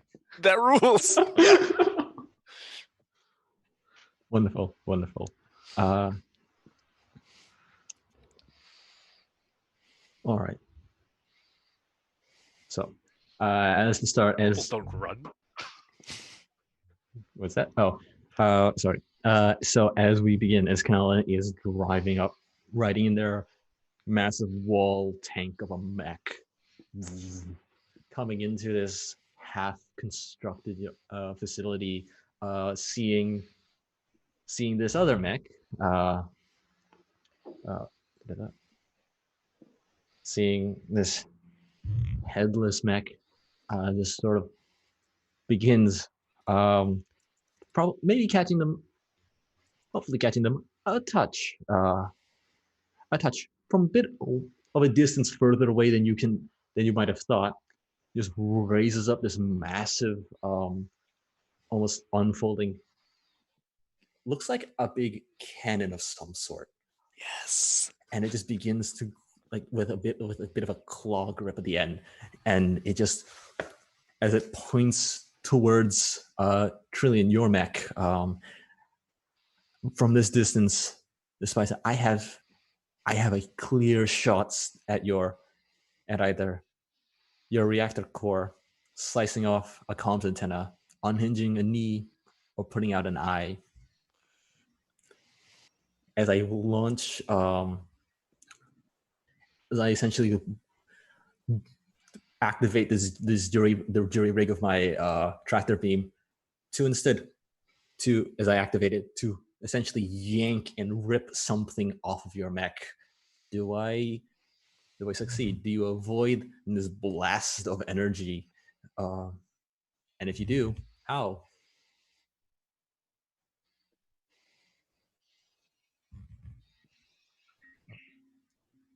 I raise my shield to block your attack, and the if the tractor beam hits it, it's probably going to it'll snatch the shield out of my hands, but there's no damage to the mech itself. What does the shield look like? Is it a Yeah. big tower shield or a little one? Yeah. Sick. Nice. So so this beam latches onto it and just whoosh, rips it through, and it comes speeding through. And just like safety mechanism, like sort of safety, as it yanks it towards the claws, grip onto the shield. And now, which on one hand, I didn't get anything vital, but on the other hand, now I already Got a look like a shield. wall. I'm a wall with another wall.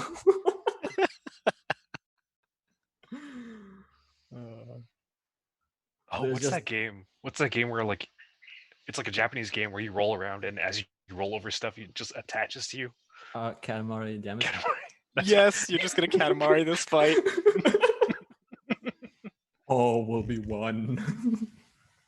No, there's just as I pull it back, there's just there is a on alert, like a radio blast out that just simply that is an announcement of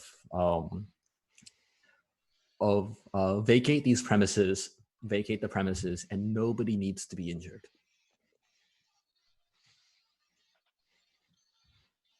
All right. So that is my first blast. I believe it is me. Yes, Bastion.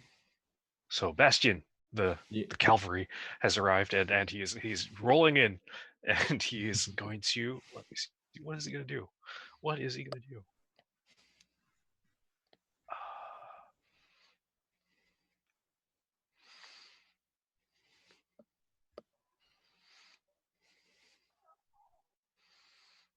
As you've just seen, maybe coming in just like. I think he's not. He's coming from too far to actually to close the distance. So he starts to open fire on you. He pulls like from his side, like this huge rail gun that has two tines coming off the side, making it resemble a crossbow. And he starts firing heavy projectiles at you, Kendall, at your huge construction zone mech, and he's going to pound you with everything he's got. Can your frame take it? How? Oh, yes. It takes a heavy beating, but as it begins to register shots, turning it around so that the shield that I had just acquired takes a good chunk of the last. So while there's definitely one side that is just like hammered, probably have lost the shield to the rapid pounding. That's That's exactly awesome. I what lose the happened, new yeah. shield, but it's just like The best turning shield you've around. ever had, and you held on to it for like 15 seconds. Yeah, I mean, like, it's supposedly coming out defending from this side, but I have it this side. Yeah, it's not allowed to. It's not supposed to be hit in the back. Yeah, so it's not as good as it should be, but it works to protect me in this one moment. Ooh, as I turn it around, just like this low. Get him, Trillion. His back is exposed to you now.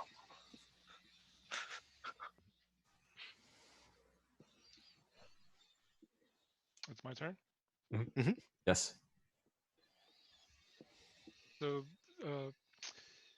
these shoulder mounted missile launchers start tracking Kenyan's mech's movement, and they fire a barrage. Can you escape them, and how? Oh, that's I don't think I get to escape all of them, but I'd love to take so now that my tractor beam is freed from the shield that is now destroyed, essentially target up and tractor your missiles into each other. Ooh. So I don't get to so there's definitely some that pound me, but there's also several like mid-air explosions before it, so like a trail of if this is the mech, just Yeah. Okay, the ones that hit you, they don't explode. These are not normal missiles. They attach to you, and they start drilling into your mech, and release nanites that start messing with your systems. Uh-oh, okay. Oh, you dirty, bro. That's very cool. That's cool. Yeah, okay. Speaking of underhanded tactics, it's my turn next. Yes. So I think that from off of the battlefield, we hear this like punk, punk, punk noise of like a grenade launcher firing, and we see arcing up above and then coming down onto the battlefield is this line of grenades. And where they hit, there's a big poof, and like this dark purple gas starts like clouding out and drifting up. And she has actually put them in like a line to cut off, like cutting the battlefield in half, where Trillion is cut off from Kenilyn and Bastion, who are on the other side. And then Trillion, you get like a text message to your mech that flashes up on your screen, and it says, "Look behind you. Your opponent is here."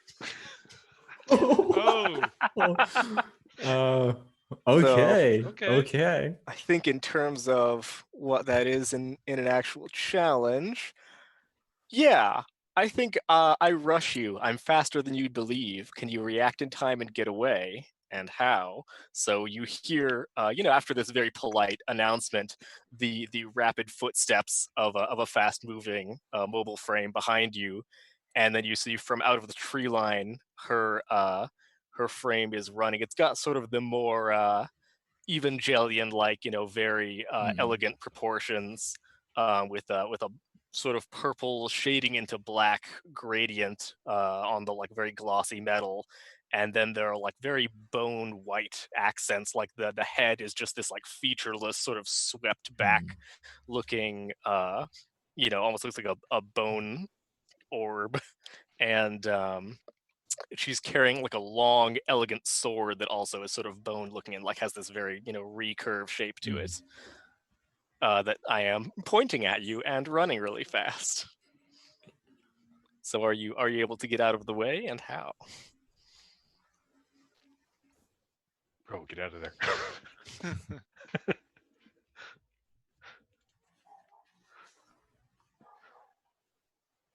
You do take me by surprise. So I think I don't get out of the way, all the way out of the way, but that I'm trying to keep my distance from you. I'm like backing up away from you. Nice. So does anything get sliced off, or are you just like barely dodging back from my strikes? Yeah, barely dodging back. Sweet. All right then. So I just wanted to ask Bastien, your mech, as you had launched it from a great distance, have you been closing in, or have you been Yes. stayed at distance? No, I've been closing it. Okay. So would you say that you are within visual range? Yeah. Of course. Okay, wonderful.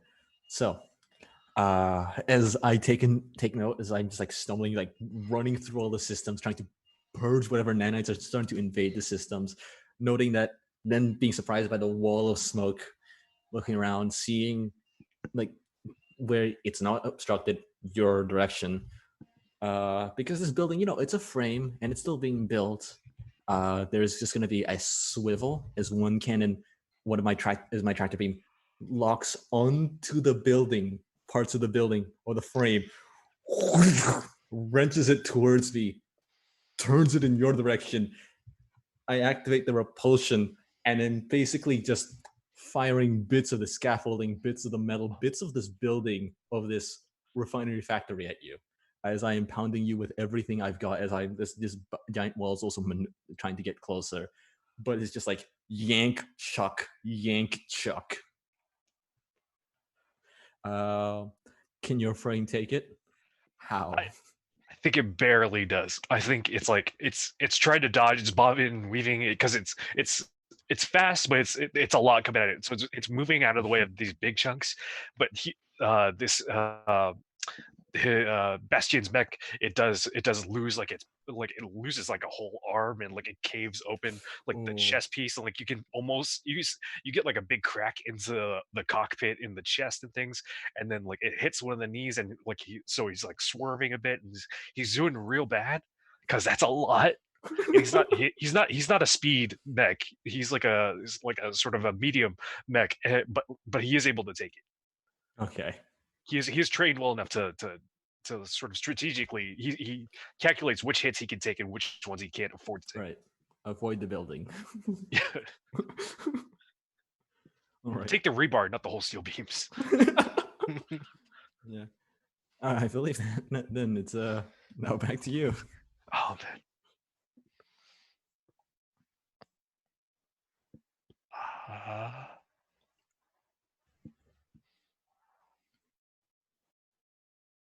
Nah, I can't. I gotta let Claudette 1v1. So as I am stumbling and sort of swerving and sort of, but I am course correcting and like adjusting to the skew in my controls, I am still closing the distance, and I drop this railgun crossbow, and I pull out a like rapier like sword and charge, and I suddenly, because I'm just smaller and more nimble than you, I'm not like a speed mech, but I'm just naturally, my mech is naturally smaller than yours. I'm on your back. I get around you and I outmaneuver you at every turn. How can you shake me? How? Oh, I don't think I can shake you. I can flail, like there's just this lots of flailing, moving about, trying to just sort of find places to ram my back into, like other walls, into trees. But you're probably just too fast, and getting, like when I slam you into the back, like to a tree, you're already on top of me, or to another side. And as I maneuver to slam you, find another wall to slam you in. And also I'm still fighting the nanites that have invaded my system and are probably slowing down my controls. I don't think I can slow you down, as you just keep hacking away. Yeah. I'm chipping away at little smaller pieces of your armor. Yeah, just like these are thick pieces of armor. Yeah. The new ones, I take out all the new ones that you recently purchased. Yeah. They stand out because they're shiny. Yeah, you can definitely tell that these are new, much newer. Some of them have like House Arnode insignia on them. Yeah. Some of it, like there's moments where you're like, wait a minute, that was supposed to be scrapped like a week ago. Why is it here? And I believe we cut to the other side of this pink Yes. smoke. Indeed, with Trillian. Okay, so I'll tag back to Claudette. Okay, now let's dance. And Yes. then I'll ignite my plasma whip, Hell yes. and I just rush you. And can you react in time and get away? Ooh, that is great. I think that I don't, because I think I was expecting you. Like, you can tell she's like moving her grenade launcher to like fire a shot behind you so that you can't run anymore, and then suddenly you're rushing forward and she's caught off guard. So I think that your whip like tangles up around her. Is it a tangly whip or a slicey whip? I want to say both, but I mean, I'm using it as tangly, right? Cool, yeah. So it tangles up around the grenade launcher arm and like starts like slicing into it slowly, but it's like still hung up on there. And she is like, we get a cut to her in the cockpit, like, merde. And I did not think. Oh, you. And Now I'll type tango with exclamation point. amazing. That's really good. At the dance we had some salsa. At the dinner we had some spicy salsa. And now we have a tango. Oh, that's perfect. We're just dancing here. Yeah. So I think that actually gives her an idea. And because I think our mechs are probably about the same size, right?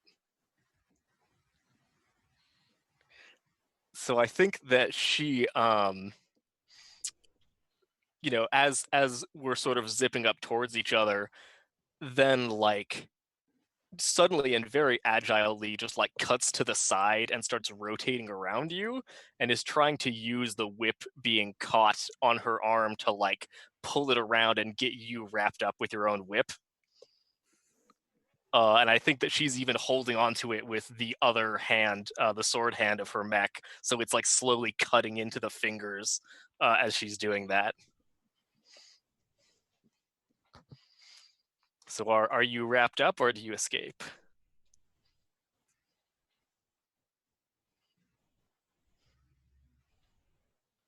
I think I'm wrapped up. Nobody built in an ability to turn off these laser whips. It's a real safety feature they should have, but they don't. They've got a dimmer, but not an off switch. Yeah.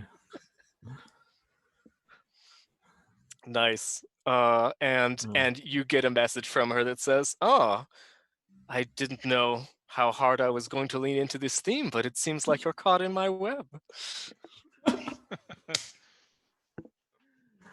All right.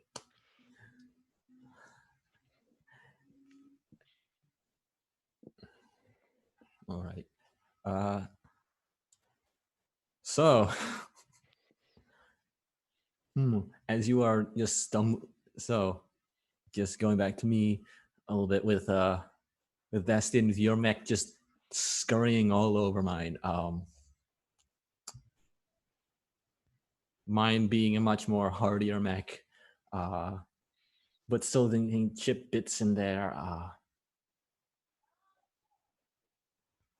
I'm going to, because there's still the bits of the refinery building that's still being constructed in the distance. What I'm gonna do, is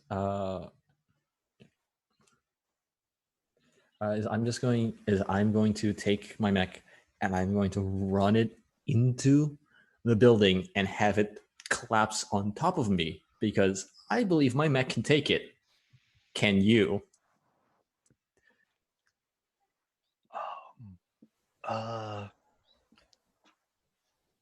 Is this you ending with the fight being explosive and like doing enormous damage to the landscape? Is this what this is definitely going to be enormous damage to the landscape and be very explosive. My mech probably still has like deep enough armor that I could probably take the building crumbling on me. You're sort of But already you're still in a on me. building. Yeah. No, I mean, I can still push myself. Yeah, I think. My mech is already damaged pretty badly. I think the mech is gone. The mech is destroyed, and I'm probably pretty severely injured from within. I'm not dead yet, I don't think, but I've taken some grievous battlefield injuries here. Whoa. All right then. So I'm gonna show up like 6 episodes later with like either missing a leg or missing an eye, something like that. Nice. All right, so yes, so it's to sort of end the fight. There's just like out of the plume of smoke, this giant wall with this much smaller mech just scrolling all over it, just into the building. You watch as it just the whole building collapses on top. I'm guessing that might distract both Claudette and Trillian a touch. Yeah, that's fair to say. Does Claudette care for her noble cousin and try to rescue him, or is she more focused on her opponents? That is a good question. Yes. I guess it depends on what scene we want to do next. Out of character, I will not be offended if you do not come to my rescue. Yes.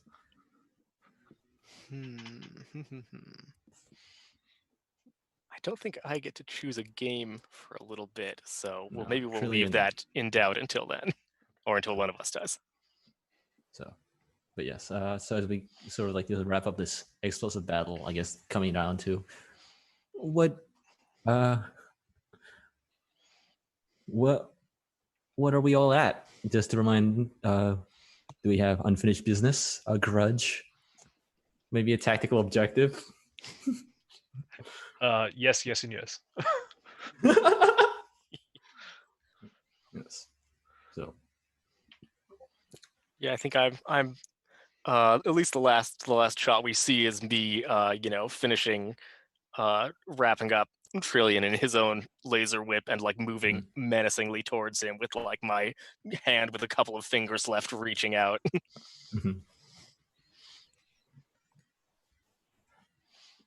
Right. Yeah. I think like after the building has settled, like collapsed, there's just going to be like this moment of stillness in that pile, and then just occasionally just this like bits of rubble going poof, poof, poof. Just one at a time. Just enough, and then slowly out of the rubble, this mat like is heavily damaged, but it still maintains most of its block, like the structure. The armor is probably like mostly gone, but the superstructure is mostly intact as it just like pushes its way out. That's so good. Well, I guess I'm gonna have to bolt a bunch more plates onto it. Yeah. You lost all your armor, but now you have like steel beams, sharp steel beams jutting out. Now you're like a sea urchin. Yeah. That's your new form of defense, offense. Yeah, I'm surprisingly much faster now. I mean, without like 2 tons of armor, of course. Yeah, and like that the engine that usually pushes all that armor now no longer having to push all that armor.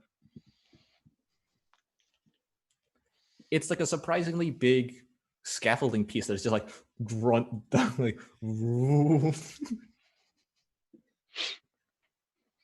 yes.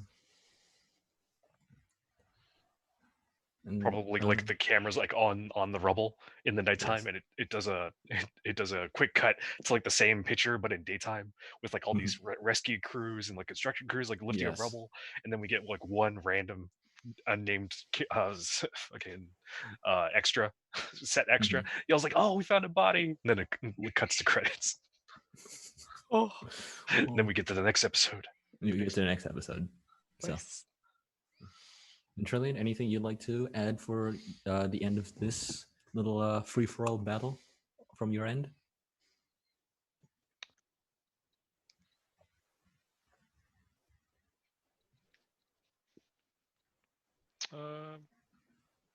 No, I think. You don't swear vengeance on this rebel that had destroyed your company's property? He's busy right now. You don't swear vengeance Yeah. on the personal grudge of this noble who got in your way? I think I want to continue continue the scene with my game. So Okay. Sweet. Oh, okay. Yeah. Yeah. Go for it. What's your game?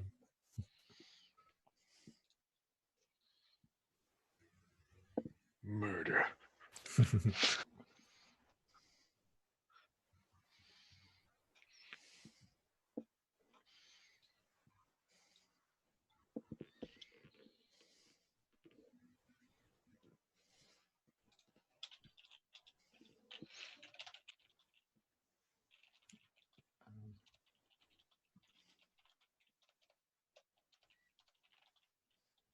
Everything. So.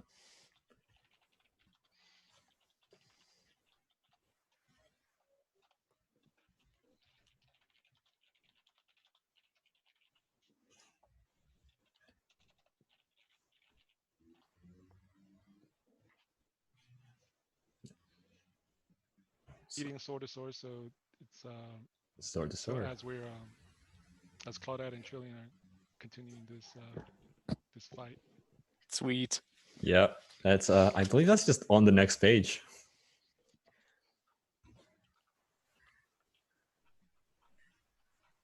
Is this the same fight continuing on as Kenelin leaves, or is this like the next day meeting again? Or is this because it still takes This Okay. same Okay. yeah, it does take some time for the the rubble to be popped off, so probably still buried. Oh, we get out of focus in the background. We get Yeah. Just your get mech leaving every once in a while. Yeah, I mean like Bastian and Canelin are currently just like buried rubble for this night.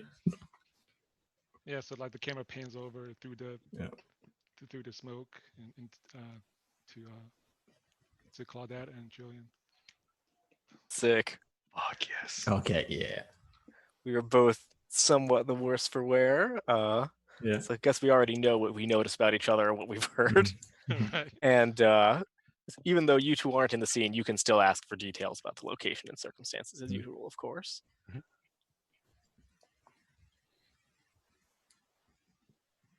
So to open the duel, ask a leading question. The battle with the sword begins. And if we don't know who that is, we can throw a coin. I might be into Indeed. throwing a coin for that, Yeah. actually. Throw a coin. Sweet. So Heads or tails? Tails. It's tails. all right.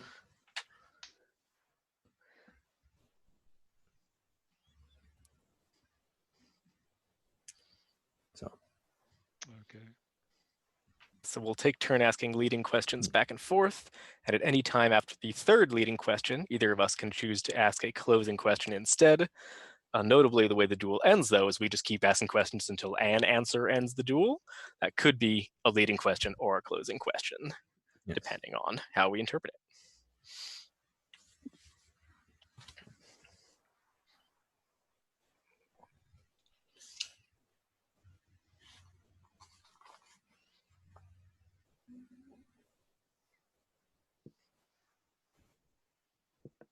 And of course, these questions are formatted sort of in person-sized sword fight terms, but we will be amping them up to 11 for our mech battle and customizing them as we need.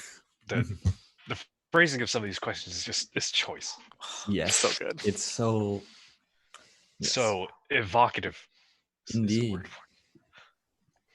So we're still entangled, like close to each other. So it's basically like we're locked swords. So so what do you say? Nice. I think that I actually opened up a like full-on, video chat comm channel to you, so that we're no longer mid-battle texting. And speech to text. Yeah. And I'm still slowly, ominously circling you, getting closer with each revolution, and tying you up a little bit more each time. And I say, let's see. I say, well, come on, don't give up that easily. Where's the heroism you showed at the battle of wherever it was? I want to see it for myself.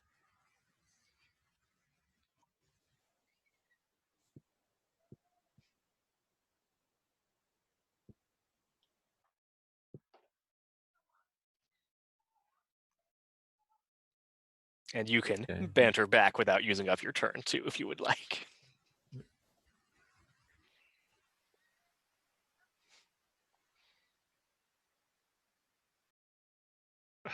Trillian finally realizes that he can just turn off the whip. So he does so, and frees himself.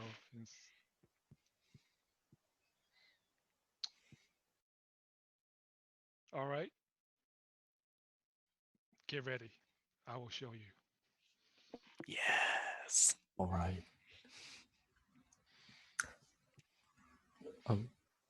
Question: how does the whip deactivate? Does it like retract all the way back, or does it just fall away? Or does it Yeah. Is it like a snaking metal thing that emits plasma and it just ejects that one and it produces another one for its next whip?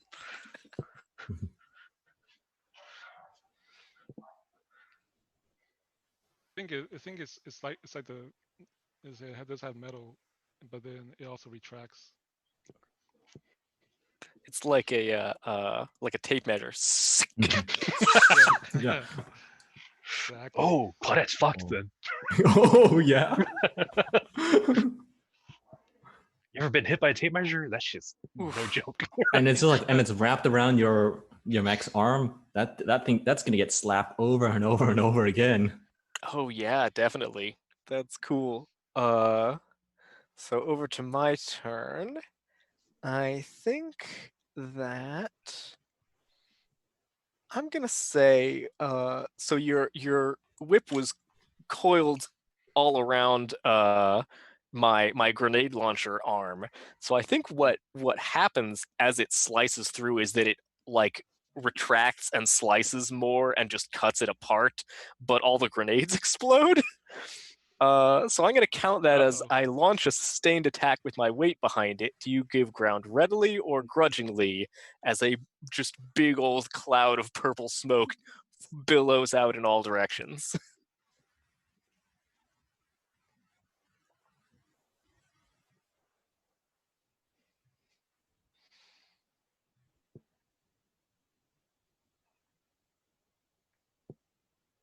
Oh yeah, he's giving ground. That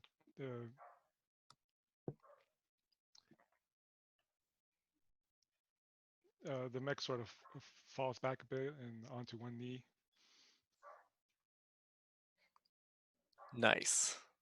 And back to your turn. I think I'm standing in the middle of my own smoke cloud, but clearly it is something that her mech is prepared to handle. So I'm kind of like a silhouette. A silhouette in the night. Yeah.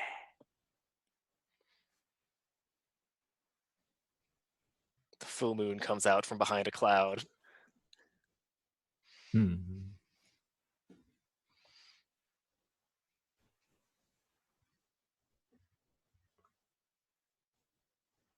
Moonlight catching on the particulate.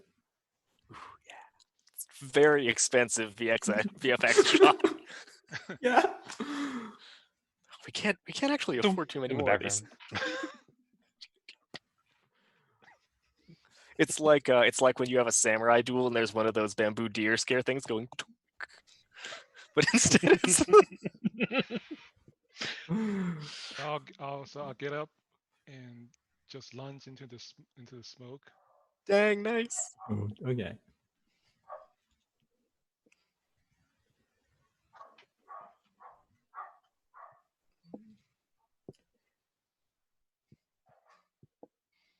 So the mech has there's these spiked plates on the knees and shin. So I'm just gonna like lunge and just kick you. Nice. So you come rushing up So at this is the it's kind of I guess it's kind of a thrust. yeah, that's definitely a thrust. Which of the prompts did you want to pick specifically? Because like 3 of them mention thrust. Yeah.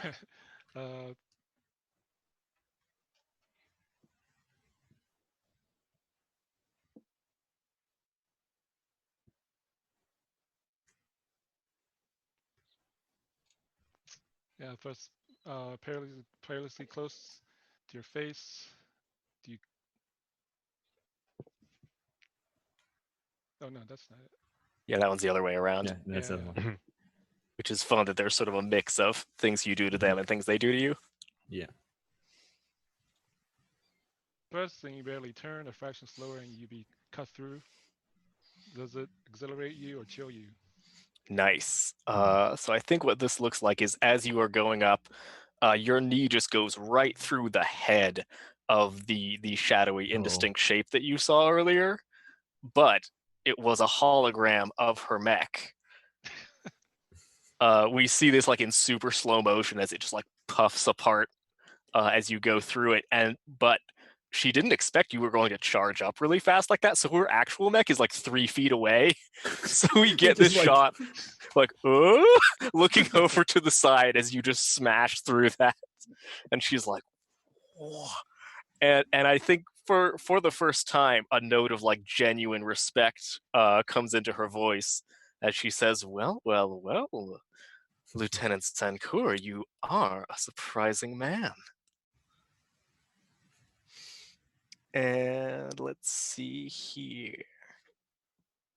So you are currently leaping through the air. I'm just a little bit over to your side.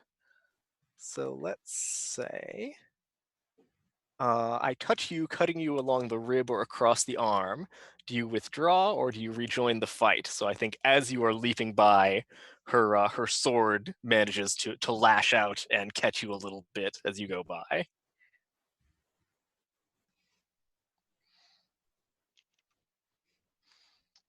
Yeah, so I land and definitely turn around and get ready for my next move. Sweet. Where does it get you?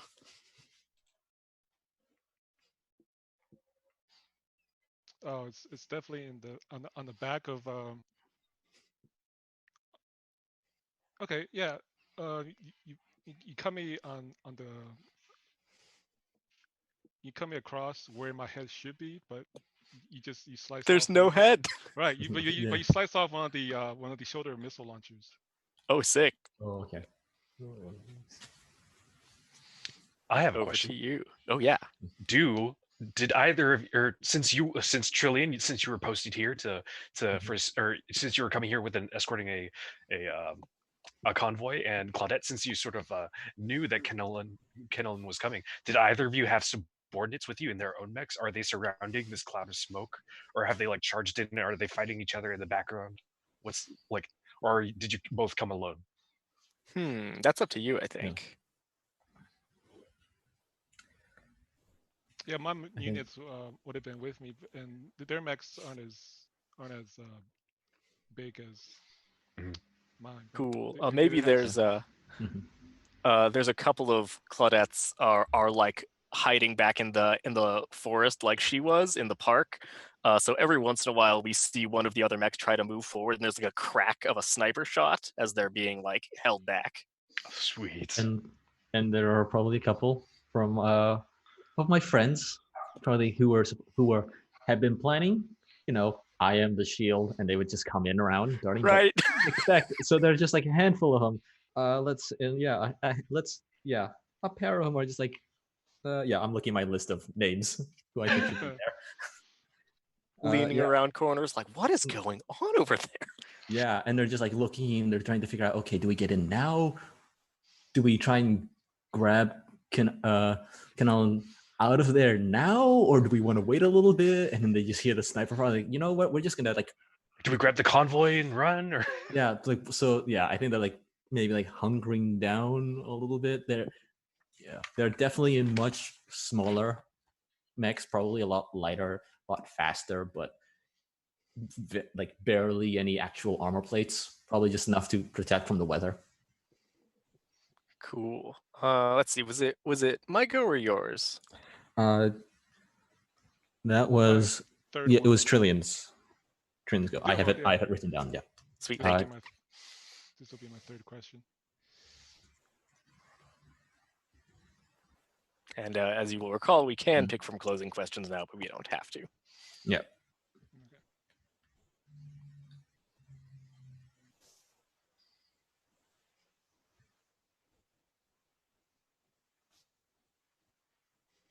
So I'll steady myself and raise both arms and fire the lasers that are on the farms, are mounted on the farms.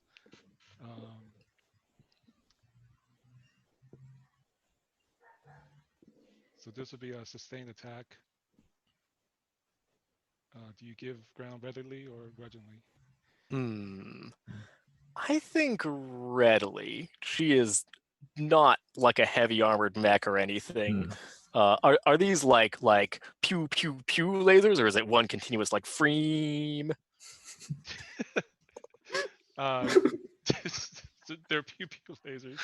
Sweet. Okay. I think that would be easier for her to dodge. So I think she her mech also has the roller skate feet like Bastien's does. I think that's the noble style.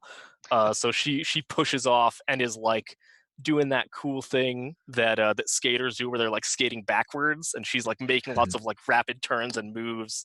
But she definitely is still getting caught by this barrage. And we can see that like there are plates of her armor that are like heating up and glowing and then like popping off. So she's leaving this trail behind her as she's like dancing around.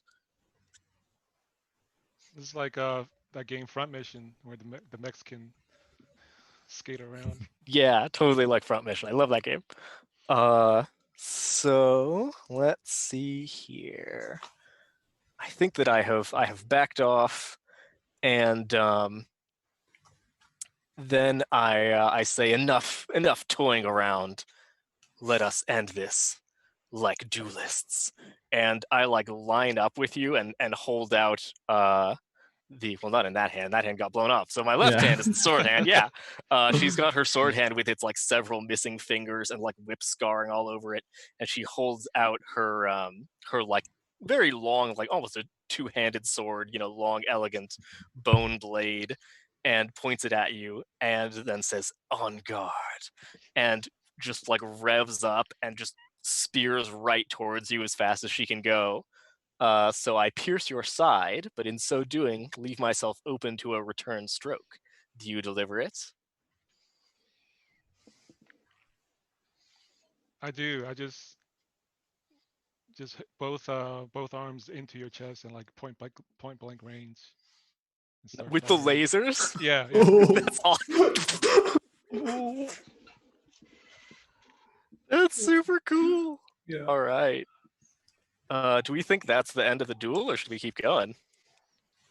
That's kind of a sick note to end on. Yeah. That's the end for me. Just I think the silhouette of both of our mechs like entangled together. Yeah. the background?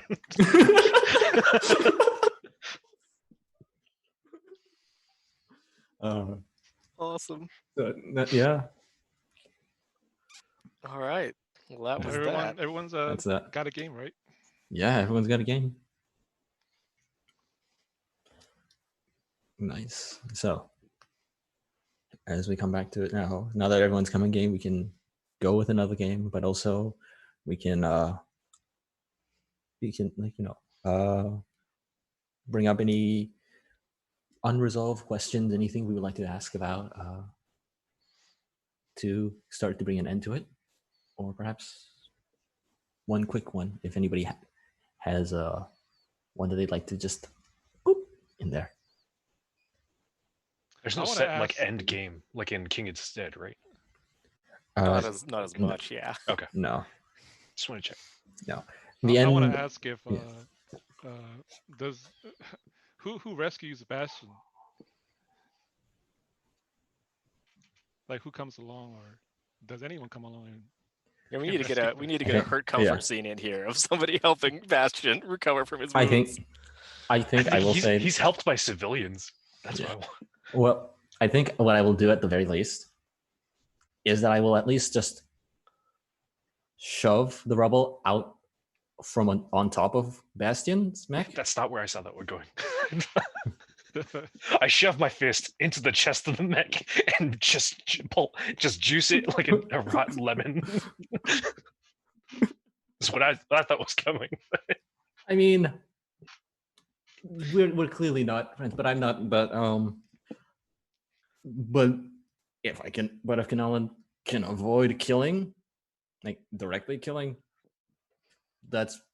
they'd rather not actively just. I've got a puppy mush.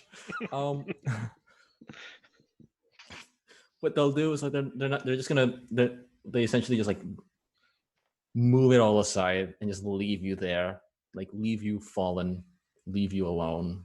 There's just a last glance of just like a moment like, and now you fall alone as I trundle away. We see like the red, like what's it? Hydraulic fluid, red hydraulic fluid, like flowing out from the mech, like very much looking as if a simulacrum of blood, just fading out on that. Nice.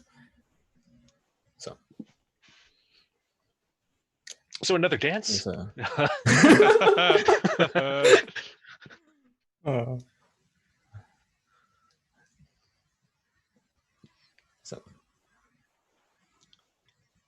see. Yes.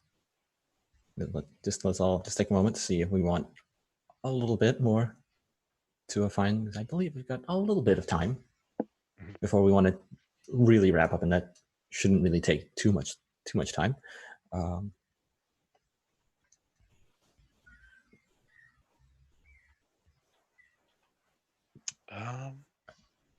I can't think of a game that Bastion would, in particular, would want to sort of engage with.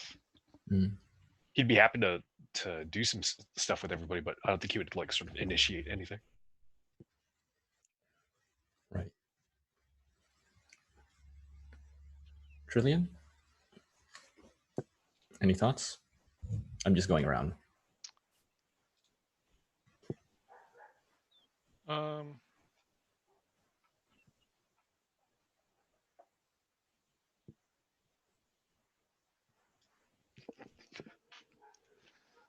Julian's definitely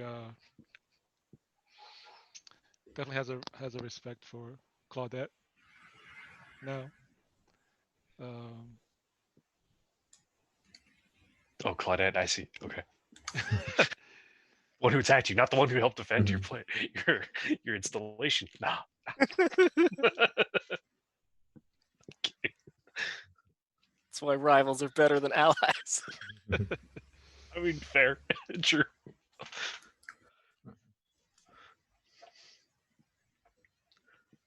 Maybe we could have a scene with Claudette and Trillian, like both recovering from their wounds somewhere. That could be interesting. Yeah. If you wanted to. Yeah. I think that they would be recovering in different places, though. They could, maybe there's a particular hospital they both get taken to or something.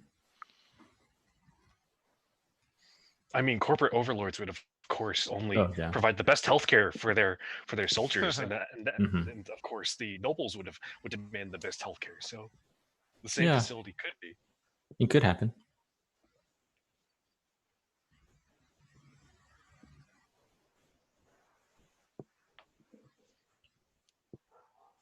But there are also many other options. Yes. Actually, I just have one question for Claudette, actually. Yeah. So after that last nightly engagements. Just wondering, how many people know that you were there? I think it's just incredibly obvious because of the giant clouds of purple smoke. Like, it's known that that's a signature weapon of hers, and like, you know, maybe she could have kept it a secret with like the couple that she blew up at first, but then like everything she owned exploded in a giant like maelstrom right next to a park. Like, yeah, that was on the news. Okay. Because I do have an idea for just a little scene. To steal a little bit of time for Canellan. Steal a little bit of time with Claudette. Sure. Perhaps just a general, there are some things that are broken, some things that you need to be refurbished, and in that sense, you might need, something to be designed, something to be a new building, perhaps an architect. Awesome. And then, like, let's say, like during work time, like one of the work, over the course of work, there's just a moment where it's just the other contractors, other people have left, and it's just like at a table, just you and I, sort of outside, on our own. Cool. That sounds great. So this is maybe like a couple of weeks later after she's gotten healed up. I think that just because it's a good look, she has like part of her head is like shaved close now, and there's like some sort of like intense like tech looking stitches type stuff along there. I don't think I have an eye patch. Do I have an eye patch? Oh. Yeah, go big or go home. She also has an eye patch. Okay. It is debatable whether she needs an eye patch, but she is wearing an eye patch. It's a very cool... Obviously, she has taken the 2 weeks to have a tailor custom design an eye patch with her family's spider logo on it. Of course. Of course. Why else would you be a noble if you're not doing that, right? You got to accessorize. Exactly. So, it's just in this moment. Yeah, as there's a moment alone, there's a moment looking around. There's nobody around, and a bit of a thank you. I don't know why you came in that night, but thank you. And I think she actually looks a little bit like touched. She's receptive to genuine compliments, and she like blushes a little bit and sort of looks off to the side and says, "Oh, what would ever make you think that that my actions that night had anything to do with you? We barely saw each other." I mean, there was a bit of a smokescreen about. That could have come from anyone. Bearing the same, perhaps these colors, as I just put my hand next to design documents that have the same color. Yeah, it's definitely her favorite color. It's on like everything. Yeah. Damn your perceptiveness.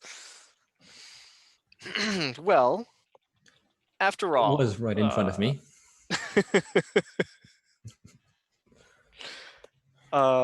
Yes, definitely. Bastian has asked in the chat, has Claudette copyrighted that specific shade of purple? She super has. She's got the hex code for it on lockdown. Yeah. Yes, on the colony of Vantril. Yeah. Sorry, what was the last thing you said? I said it was a bit of a smokescreen. Yes. Because I put my hand next to the color. That's really good. I think I reach down to fuss with the documents, and coincidentally, as such things will happen, my hand brushes against yours. May I? You may. All right. For the listeners, there are advances that one person can make, which end in may I, and then the other person has a series of different answers that they can pick from to respond, which is, I just love the very like consent-focused scene type. So, all right, we get some hand brushing. Things are heating up. Yes. And but just for a second, as I then like, am ruffling through the papers, and I think, I stand up from the table and start sort of pacing around, happening to get closer to you by coincidence, Coincidence.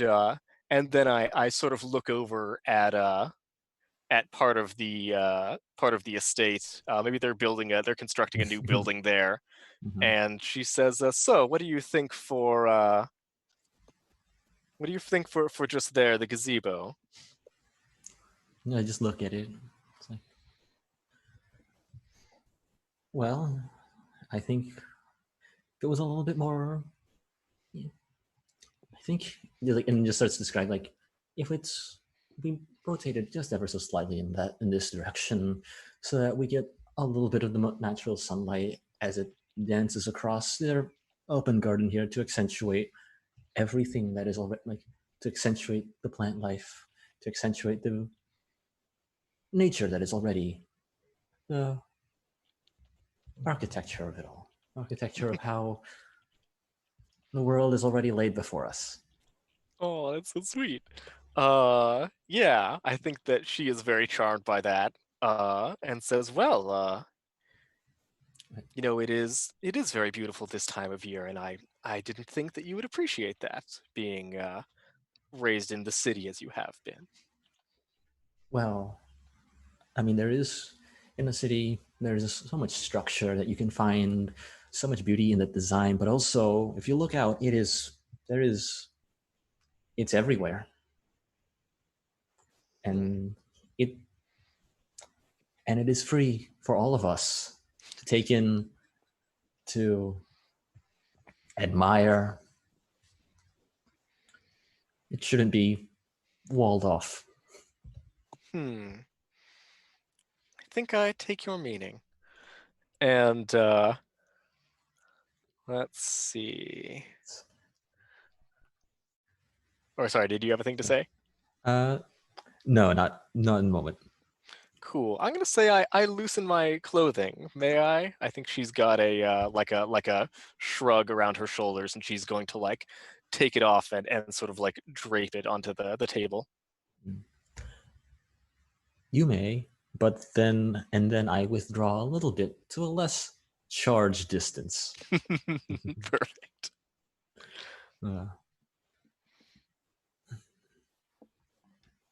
As I look around, it's like, And what are your thoughts about it?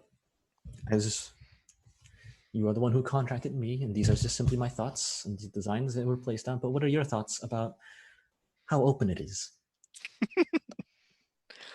And she says, I am starting to come around on that school of design. Something a little bit more accessible, a little bit less remote.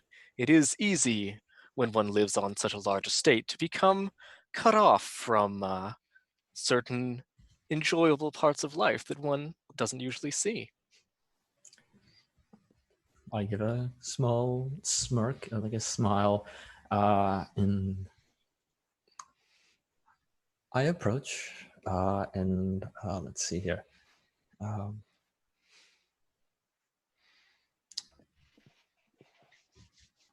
And as I reach out, like, indeed, as I touch your hand, may I? You may. Right. As I lead you back over, as I take your hand carefully, and I lead you over to the documents, and sort of just like gently guide it to and point out different aspects, gently guiding it across the document. Nice. And as you're doing that, I think there's a little bit of just a sudden movement out of the corner of your eye, and her hand moves on yours, and she's actually going to move it around and like try to like get you into a joint lock. Okay. And so as I do that, I look up, I'm like, sort of maneuvering your hand to like push you downward a little bit and leaning forward and sort of looming over you. And I say, but of course, Mr. Various, there is something interesting about this hand you're holding. It has a ring missing.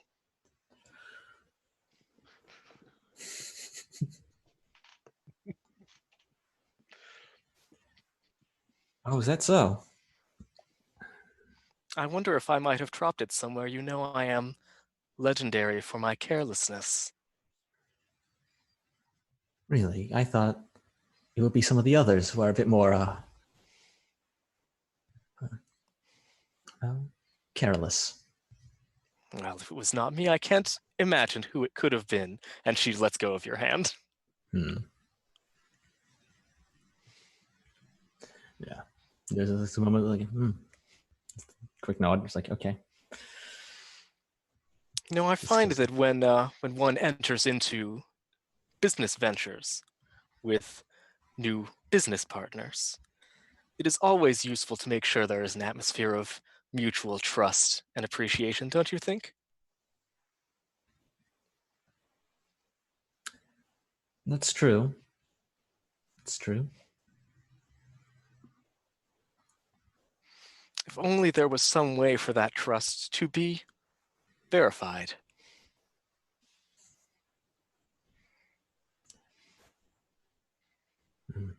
This is gonna be a moment. Just like a glance around to see if are there any other individuals like who may be approaching, etc. I know I tried finding a moment ourselves, but just double checking to see if there's anybody around. If that would be useful to you, then there can be for sure. I'd like to making sure that there's nobody around. Oh yes, there is nobody around that. Okay. There's a moment it's like, well, deep breath, like myself, not Kanalan. Kanalan, just like,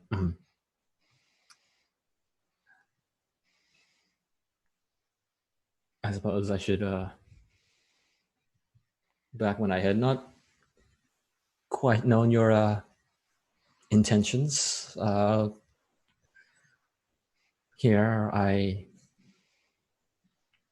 may have had a bit of a hand in finding in that ring.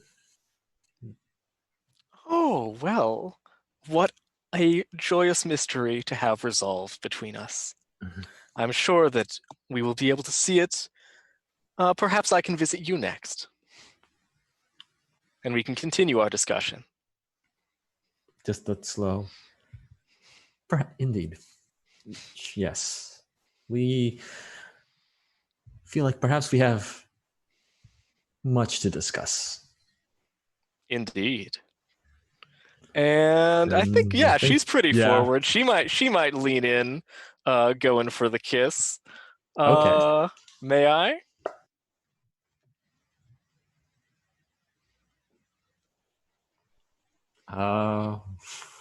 You know what? You may, but only for a moment.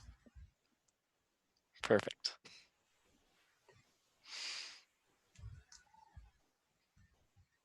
All right, is that the end of our scene?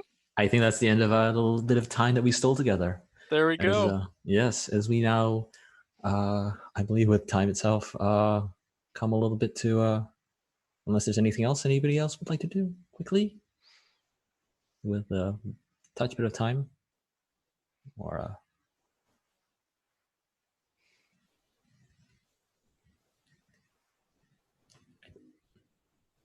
I think, Bastin, did you say something? Oh, I'm good. Oh, okay. Sorry, I thought I saw you. I thought I saw you say something. I forgot I was on mute. No, okay. So the ending of the game is weirdly back on like page 4. Yes. So as we get back now, as we come to an end, as we wrap that little scene up, and as we come to wrap this game up a little bit, as we then go around, going around one last time. So to end play, we go around the table one last time, and on your turn, bring up any unresolved questions you may have about the character's fates. Say what you think are possible outcomes, and other people can contribute to them as well. And then we all vote to see which outcome is when it comes true. So, I suppose, would anybody like to start?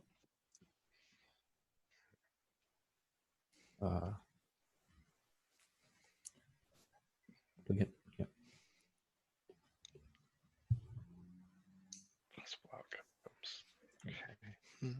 I can go.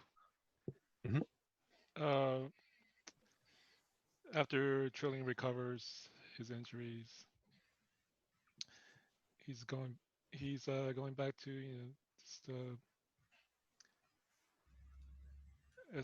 escorting transports and other sort of the work that the corporation asks of him. Um,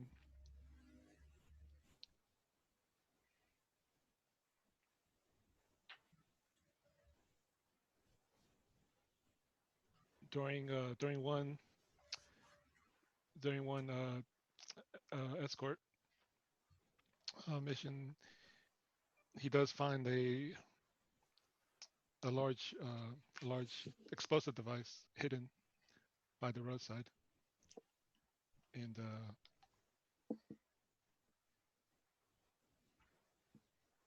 they managed to disable it, but it does it does bear the signature of revolutionaries. Dang, nice. Okay.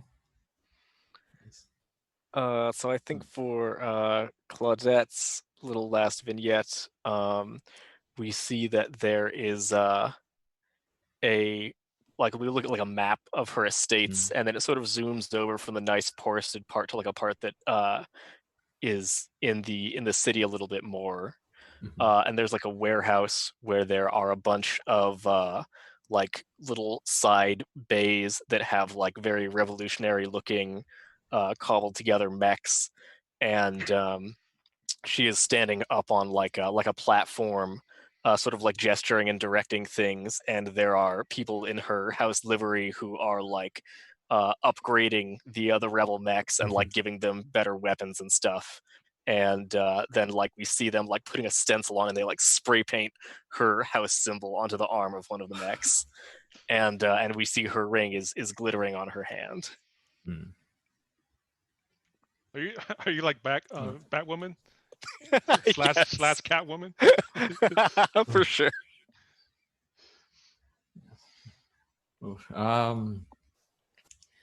Yeah, I think definitely like much to discuss there. I like back in the a little bit more in the city. Definitely just like still going out. Occasionally, like just slowly, emphasis on the slowly part from the mech. Just like the facilities that are trying to be constructed, just they come coming down, or they get pulled away somewhere else, never to be found, slowly, bit by bit. But also just like coming back around to this warehouse, coming back this big mech coming like just slowly like in the dead of night coming into a warehouse, being parked off, coming down, like climbing out of the cockpit, is kind of, and then like a bit of a side looking down, looking around at their friends, and then looking back up their mech, which, taking note, perhaps also has one of those marks stenciled right on the side. Nice. Just takes a look at it, just stares at it as we pull out. Cool. I think we stick on that scene, and in the background we hear like the sound of a television, of a news report, and a reporter is like sitting at a desk as we pan in on this TV, and she's saying, "This morning we had Yasmin Solomon had given the eulogy for Bastien Arnaud, and then it shows like pictures of the body being of a covered body in cloth being taken out of rubble, and it shows pictures of this funerary procession and things like that. And of course, we all mourn the loss of our great patron, and it sort of goes on, and we get a pan out from this news report of a TV in like a very differently colored room, and the TV like turns off, and then we hear like the sort of the snapping and crackling of like welding, and then we see like a figure that's like from behind that has like a pauldron and has like sort of a blood red cape over like where one arm should be of the shape, but it's like hollow. And then we get like in like this figure in this chair with the cape is like looking out through a big window out into like an assembly floor with this huge black and red mech. The season 2 version of this black and red mech is being constructed. Yes. Yes. All right. Now I want to ask: does Canada still have my shield? No, he got destroyed by Bastion. So if you want to build someone, you should build Bastion about that. But as we come to close there, that's and that's our little snapshot here on the colony of Bantril in this very decidedly not a war. Not a war. First, yes, I'd love to, as we come to a close here, love to thank everybody who followed, sub, hosted, rated, and just everybody who's just awesome in chat. And I'd like to just remind everybody here about our Discord, alongside our Patreon and all the merch from our various sponsors. And this is the last show that we have for the night, and just the last shout out for where to find everyone. As you can find me at on Twitter at Defiatos, and as just also a little bit on Itch, as I do a little bit of design, but I'm also a freelance sound designer. So if you need anything there, as we come down to I'm up, let's just go up and around to whoever wants to go next to as they sign out to where they might find you all.